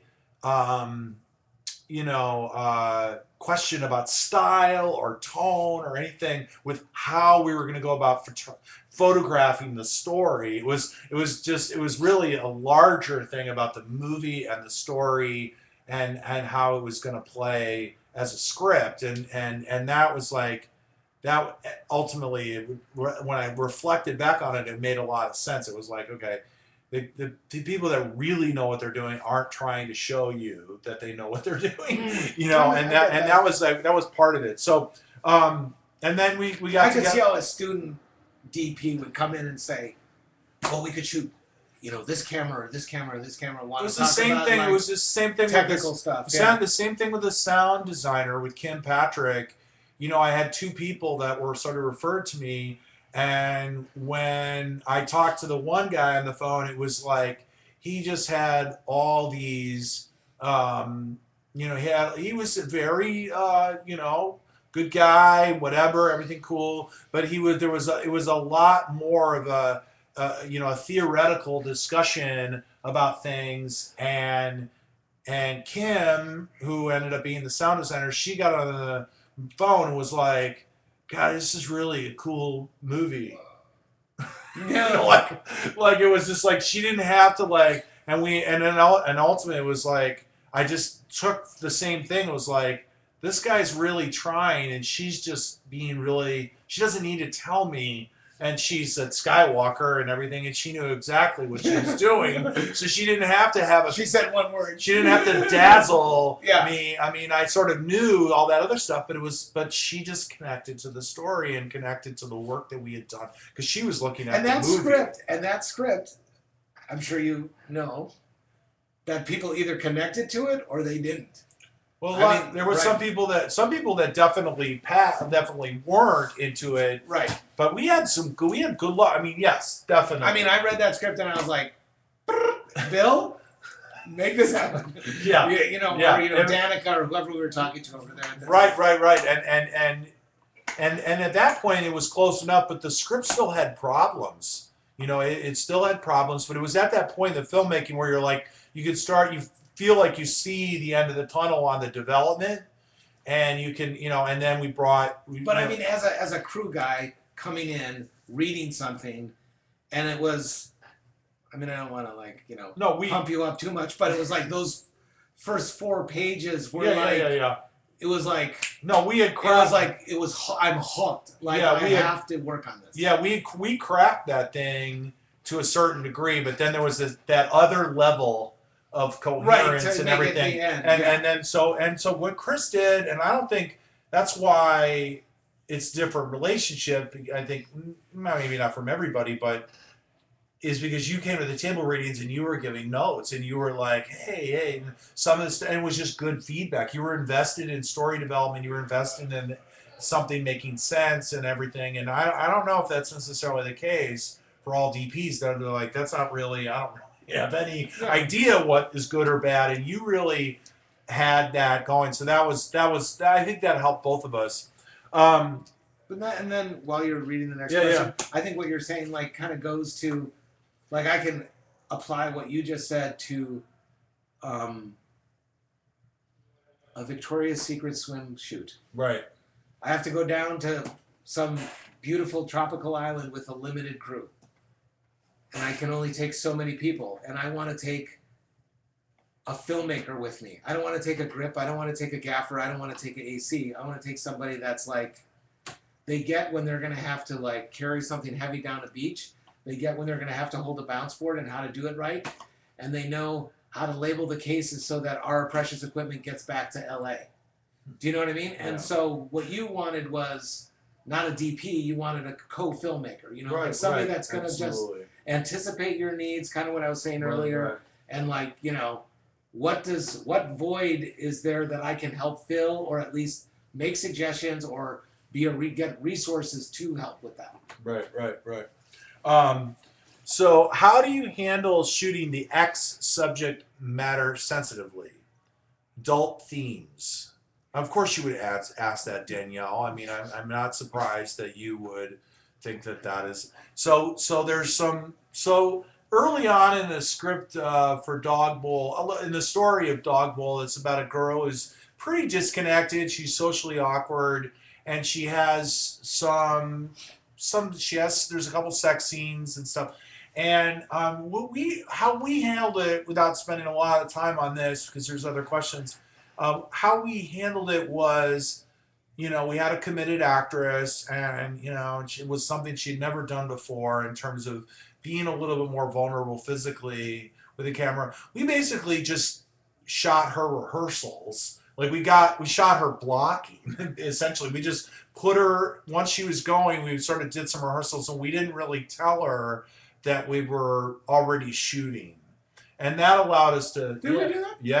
Yeah, we did. But we also cleared the set and made it black and made it very comfortable. Well, everybody had to leave. Yeah. I was behind, I was with the sound guys looking at a monitor. And so there was just a couple, and they were behind a black thing. I was watching her on the camera, but so all that stuff was happening. But we also jumped the gun a little bit with her, and so that the whole I actually thing. don't remember that. Yeah, the whole thing was that was the first thing I thought of was we're just roll. Yeah. It was just like go, and so that we can, once we know what we have, she doesn't have to stay in this place too long, even though she was fine. We also hired a very good, sorry, Mike, sort of, we hired a very good actor who worked with her, and he had graduated from Yale, and, he was a pro. He had a completely professional attitude. I had worked through the casting process directly with Marcy to get the character that was going to have the scene with her, and so she was totally comfortable with him. So it started there, and so he was totally a gentleman about, he had that nice professional detachment, so that she never felt like he was like, wow, this is awesome, or like there's a half naked woman on top. And we did have that sort of vibe with some other actors, I think. Well, I'm not to. Yeah, I mean, I'm not sure. I don't think we had any issues with that. I think everybody. I mean, we were trying. I think we had in casting. There was one guy came in. Like some back rub or something happened. No. It was in the casting. This guy. We thought we had a guy, and then he was like, he just said something like, "Well, yeah, I'll just go in the alley." He said something that was like, we all sort of went, "Okay, this guy is not the guy." Ew. So it's very much a lot of these things. So okay, what's the type of director you enjoy working with? One open to improvisation, which may ruin your lighting, or a director who has every frame storyboarded? That's for you. I think there's a time and a place for. They're two different. Yeah, I mean, I do both those styles of work, so it's hard to say which one I like more.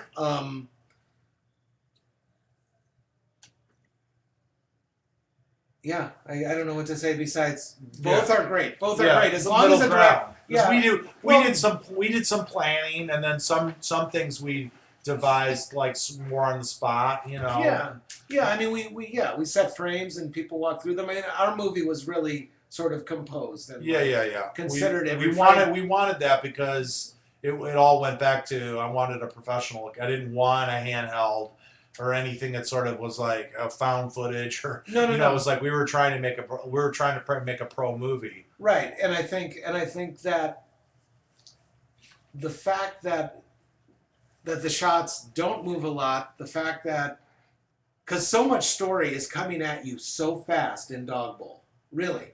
Like I heard you saying earlier about the screenplay, like was it improv or was it this? It's like no, like you don't have to. You weren't stickler on every comma, but so much is coming so quickly, like a minimal frame, clean frame, not a distracting, just give it a nice clean look. Yeah.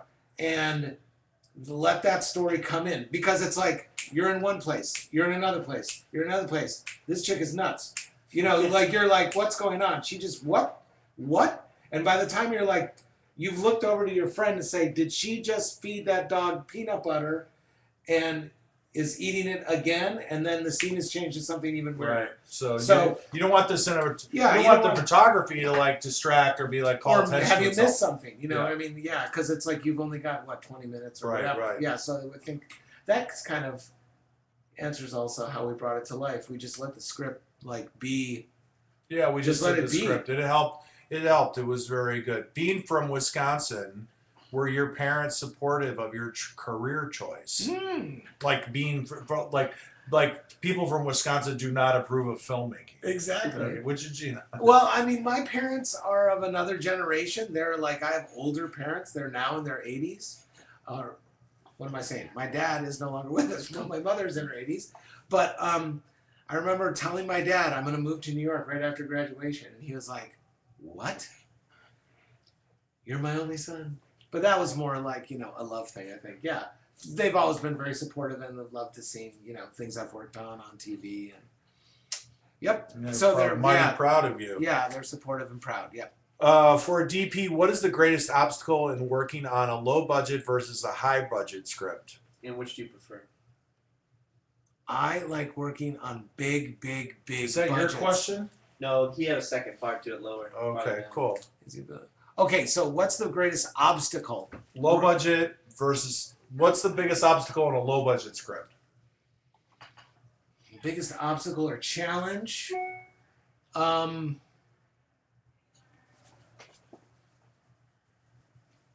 I mean, I don't even know if it's for me, it's like, I think because filmmaking here's the obstacle. The obstacle is because filmmaking's a collaborative thing, Gordy and I just can't go out and make the movie. We need a wardrobe lady. We need a makeup person. I need grips. I need an electrician. Can I come in and just do a handheld movie? And it is shaky found footage and it's, that was out of focus because I wasn't paying attention or I was looking at something else or I was thinking about our next location. if I want to focus on what I'm doing and do an awesome job on each frame that we're on in the present, then I have to have a couple people thinking of things ahead of time for me. And that's how you end up with a pro look, like you're calling it on Dog Bowl.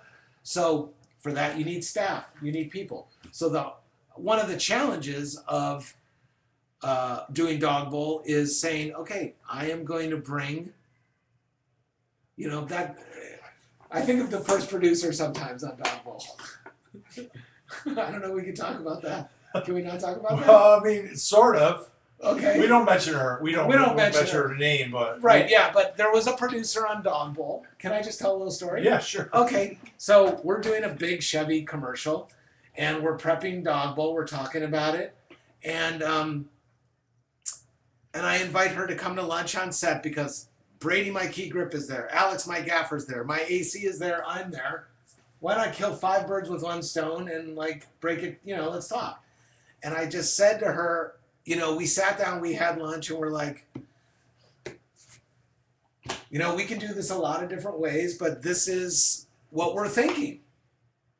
Is this what you're thinking? Is this what Gordy's thinking? And then she knew how much money you had for the movie and all this stuff. And we were just like, we want to give you not bad news early, but this is what we're thinking. Is that bad? I don't know. And it was probably bigger than anyone was thinking at the time. And I think we scaled it back. We made it work. But, and Gordy was awesome and treated everybody with respect, with what we asked for in terms of, what we call babysitting money for the crew and, all that sort of stuff. And, but it was when you add it all up, it was a lot. It was a lot. It was maybe more than we, and then. But nobody. And then she quit right there, that afternoon. Yeah, she quit. She quit a couple days later after that meeting. Me and her had a fight, but it was right. And she didn't. But she really bailed. Yeah, she bailed. She didn't need to bail, but I remember. I remember trying to I wanted to try and convince her to stay, and then letting go and just being like, you know what, let her go. And it was a scary moment, but because I thought, what are we doing? And but we had this guy step in, and he did it, and he did an incredible job. And we would have never made the movie with her. I mean, she's fine, everything, but what we had, the people. I mean, it just wouldn't have worked. I mean, her. It was a different scale. There was a lot of challenges, and if you needed to have a problem solving type of guy, and she was somebody who could execute and knew who to call and everything else. But I don't think knew how to. I don't know. We don't want to criticize her. She's a great person, and but we found somebody really, really great. But yeah, absolutely, it was. Right. It was. I mean, and then you have a high. Well, what are some obstacles on a budget on a shoot? It seems weird, but where money's no object, really. I mean, like a Toyota campaign where. They basically are, they've got everything lined up. Everything's not you can just burn money, but it's everything is top notch. Yeah, you're on a massive stage on Universal. Right. So I'm doing a Fiat commercial. What's the obstacle? What is that? You're doing a Fiat commercial next week. What are the things that happen in that kind of level thing that are wow, this is. I'll tell you what, they still want to do. Instead of doing 2 commercials they want to try to squeeze out 8. And still, we have a schedule day 1 of Dog Bowl on that. But now, for our challenges, so now you've got, and this is not the case with this Fiat commercial, but just for example, on a big budget thing, now you've got massive setups and you've got. And so now the machine of the production is so big that sometimes it's getting in its own way. And you can't be as nimble as you can be on a low budget thing. Because you've got a camera and a dude holding a China ball. And that's your light. That's all you have. And so you can be oh, I want to do the shot this way and I want to turn this way. Well, on a big budget thing, you turn around this way and there's 8 tractor trailers lined up with like, star wagons and grip and lighting and all this stuff. You can't shoot that way. So you can't be, I guess the challenge of big stuff is you really have to prep it well and be okay with not being able to be as improvisational. You have to commit more to what you're doing. So you guys, I think Steve, did you find did we get enough answers for the Titanic thing, or We have. how many did we get? We're almost at the end here. We want to see what do we got. We got 5 answers from different people, but we also got a total of about Okay, 6 or why 7. don't you? Okay, we're gonna let Steve pick the winner, and he's gonna email it to me, and hopefully it will be a good choice, or Steve won't be with us tomorrow. No. Well, very good. We're gonna let him do that because we're gonna try and keep going with the questions that we have here. Hi, Gordy. Chicken or egg question. Did you approximate your budget and write the screenplay for the allocated budget, or did you write your own draft, figure out a budget, and start cutting stuff from the original? Well, what we did was, I don't know if I've told this story, but but basically I started Dog Bowl off. I had a concept and like a premise, but I didn't really know where it was going to go. And I launched a Kickstarter I was going to launch a Kickstarter for $7,000 because I just wanted to pay for like a little DP and maybe an editor, just have a little bit of money and just make like a little tiny short in like my apartment or in the backyard or whatever. I just thought, let's raise a little bit of money so we can pay people something. And the Kickstarter raised $22,000.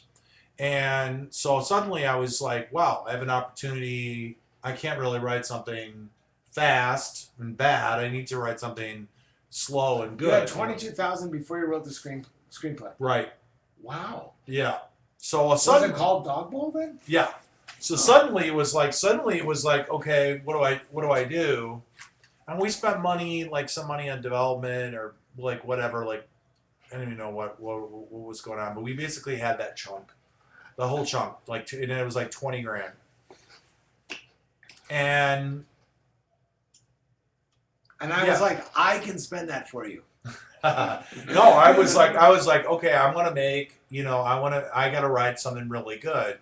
And so I ended up just writing whatever. Like I didn't think about budget at all because I was writing dogs into it and different locations. That was expensive, right? Dogs. I didn't. Yeah, they were. I mean, we ended up spending, like a big and we got a big. It was 20% of the budget. Were the dogs? It was probably 25% of the production budget were the dogs, and that was at a deep discount. And that was worth every damn everything. Yeah. I mean, got us into Sundance. I mean, are you kidding me?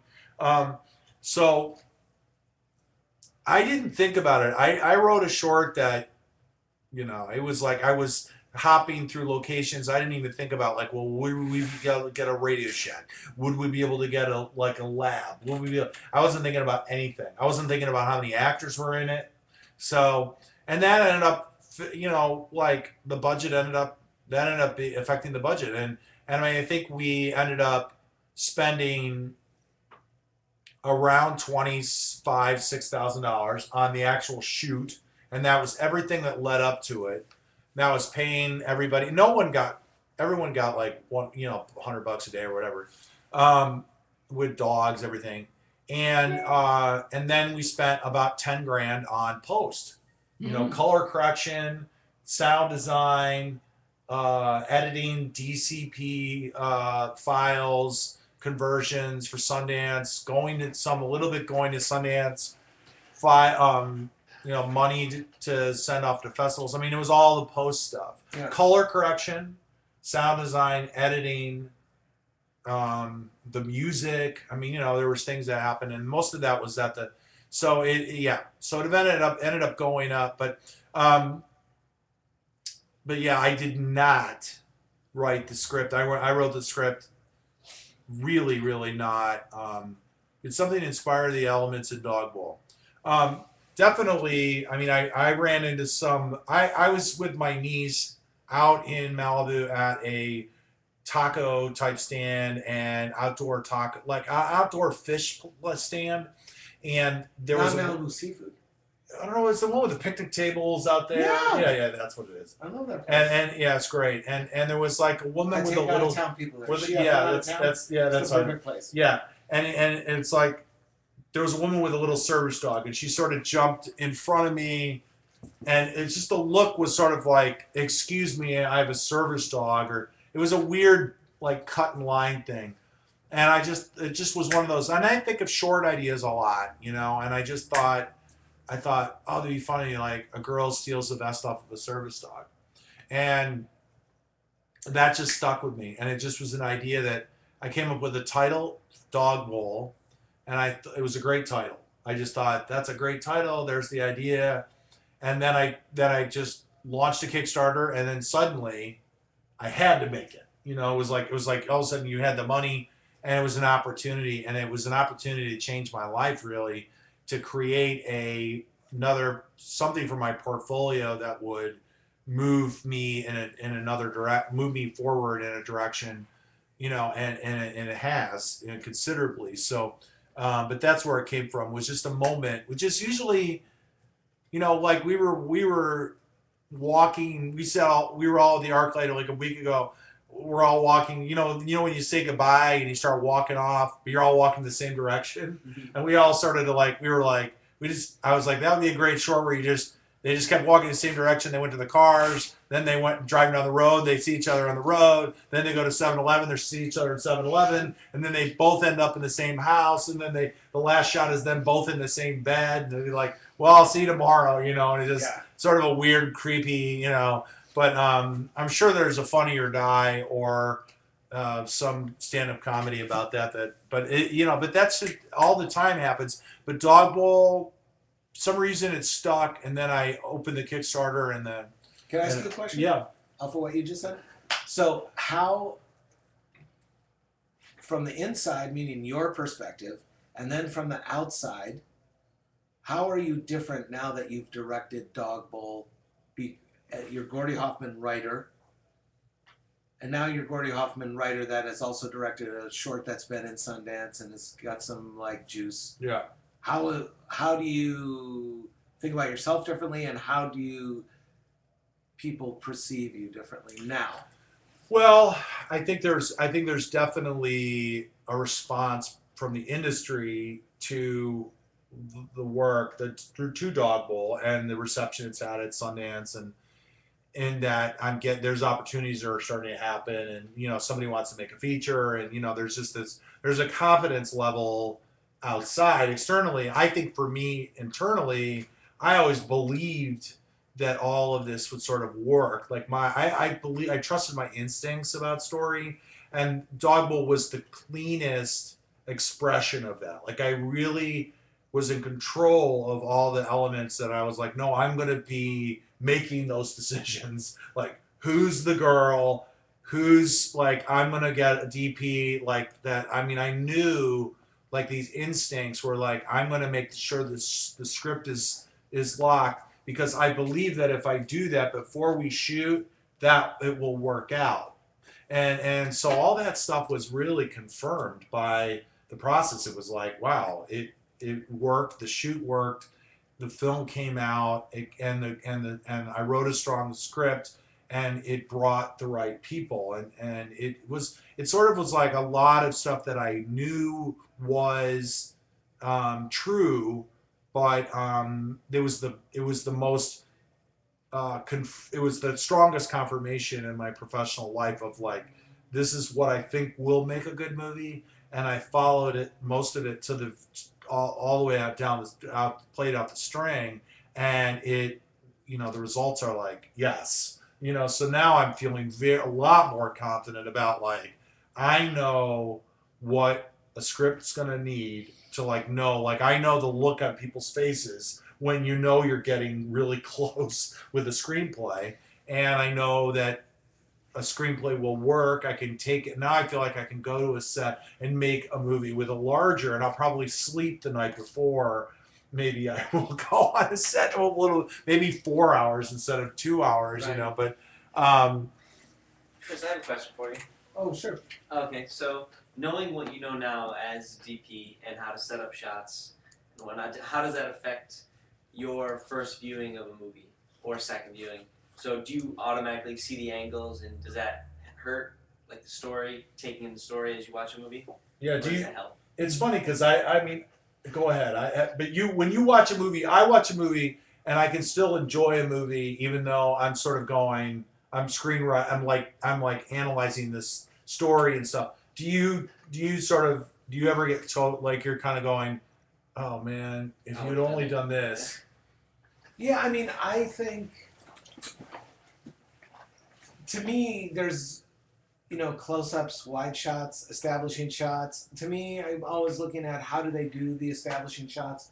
How do I know where I am? How are they handling the geography of a space?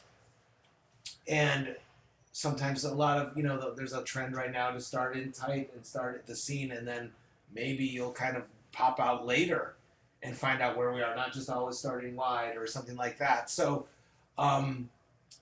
yeah, I like to pay attention to things like that, but at the same time, I also just love to let something wash over me, Right. and just really enjoy it and get lost in it and be like, I cannot believe Frank Underwood just said that. Right.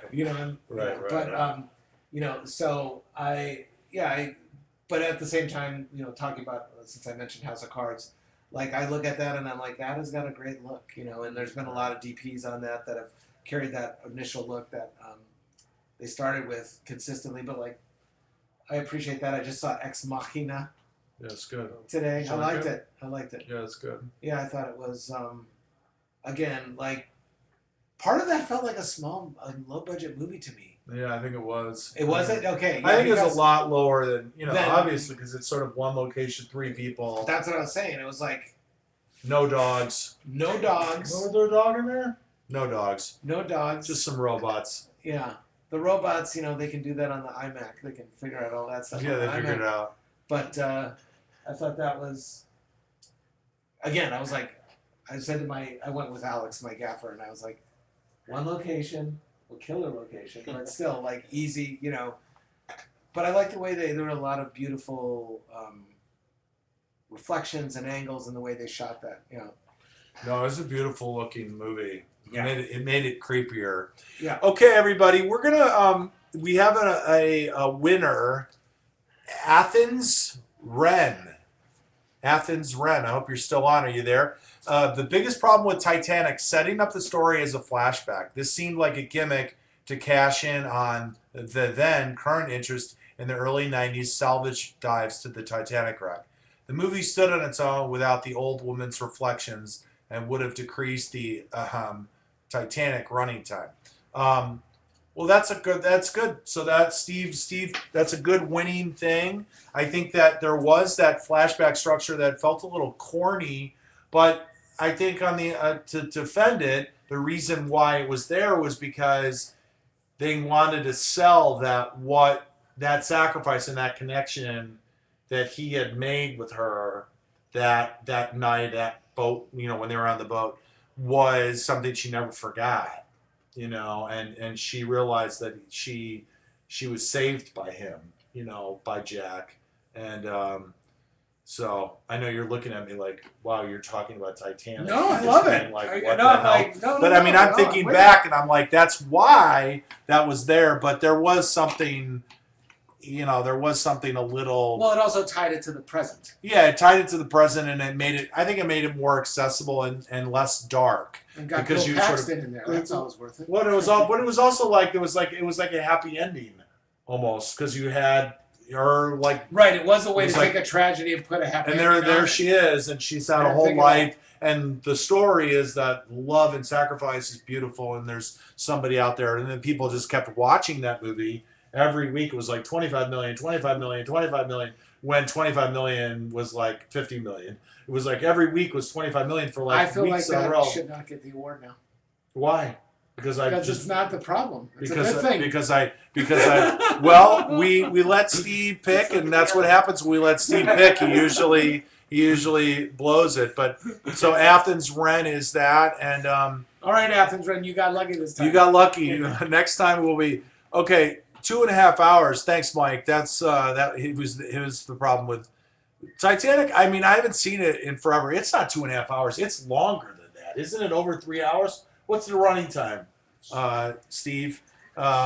Anyways, well, we're gonna wrap up, everybody. Kris, that was awesome. Oh, thank Did you. you like it? I loved it. Yeah, anytime. It's like I should have told you. We post this video on YouTube, so all the people that we were talking about that we were like, Oh God. yeah, hopefully they won't watch this, Yeah. and you guys will I don't just think keep we this. used any names for I any- think we're pretty. yeah, I think we're we reeled it back in, but Oh yeah, 194 minutes. 194 minutes, 3:15. Wow, that's long. Well, thank you guys. That was awesome. I hope you enjoyed sticking out with us tonight. And this was one of our best Ustreams. I like our Ustreams. That was a good Ustream. I think people are gonna watch this quite a bit when we get on YouTube. I mean, there's gonna be a lot of people All right. because this is a great.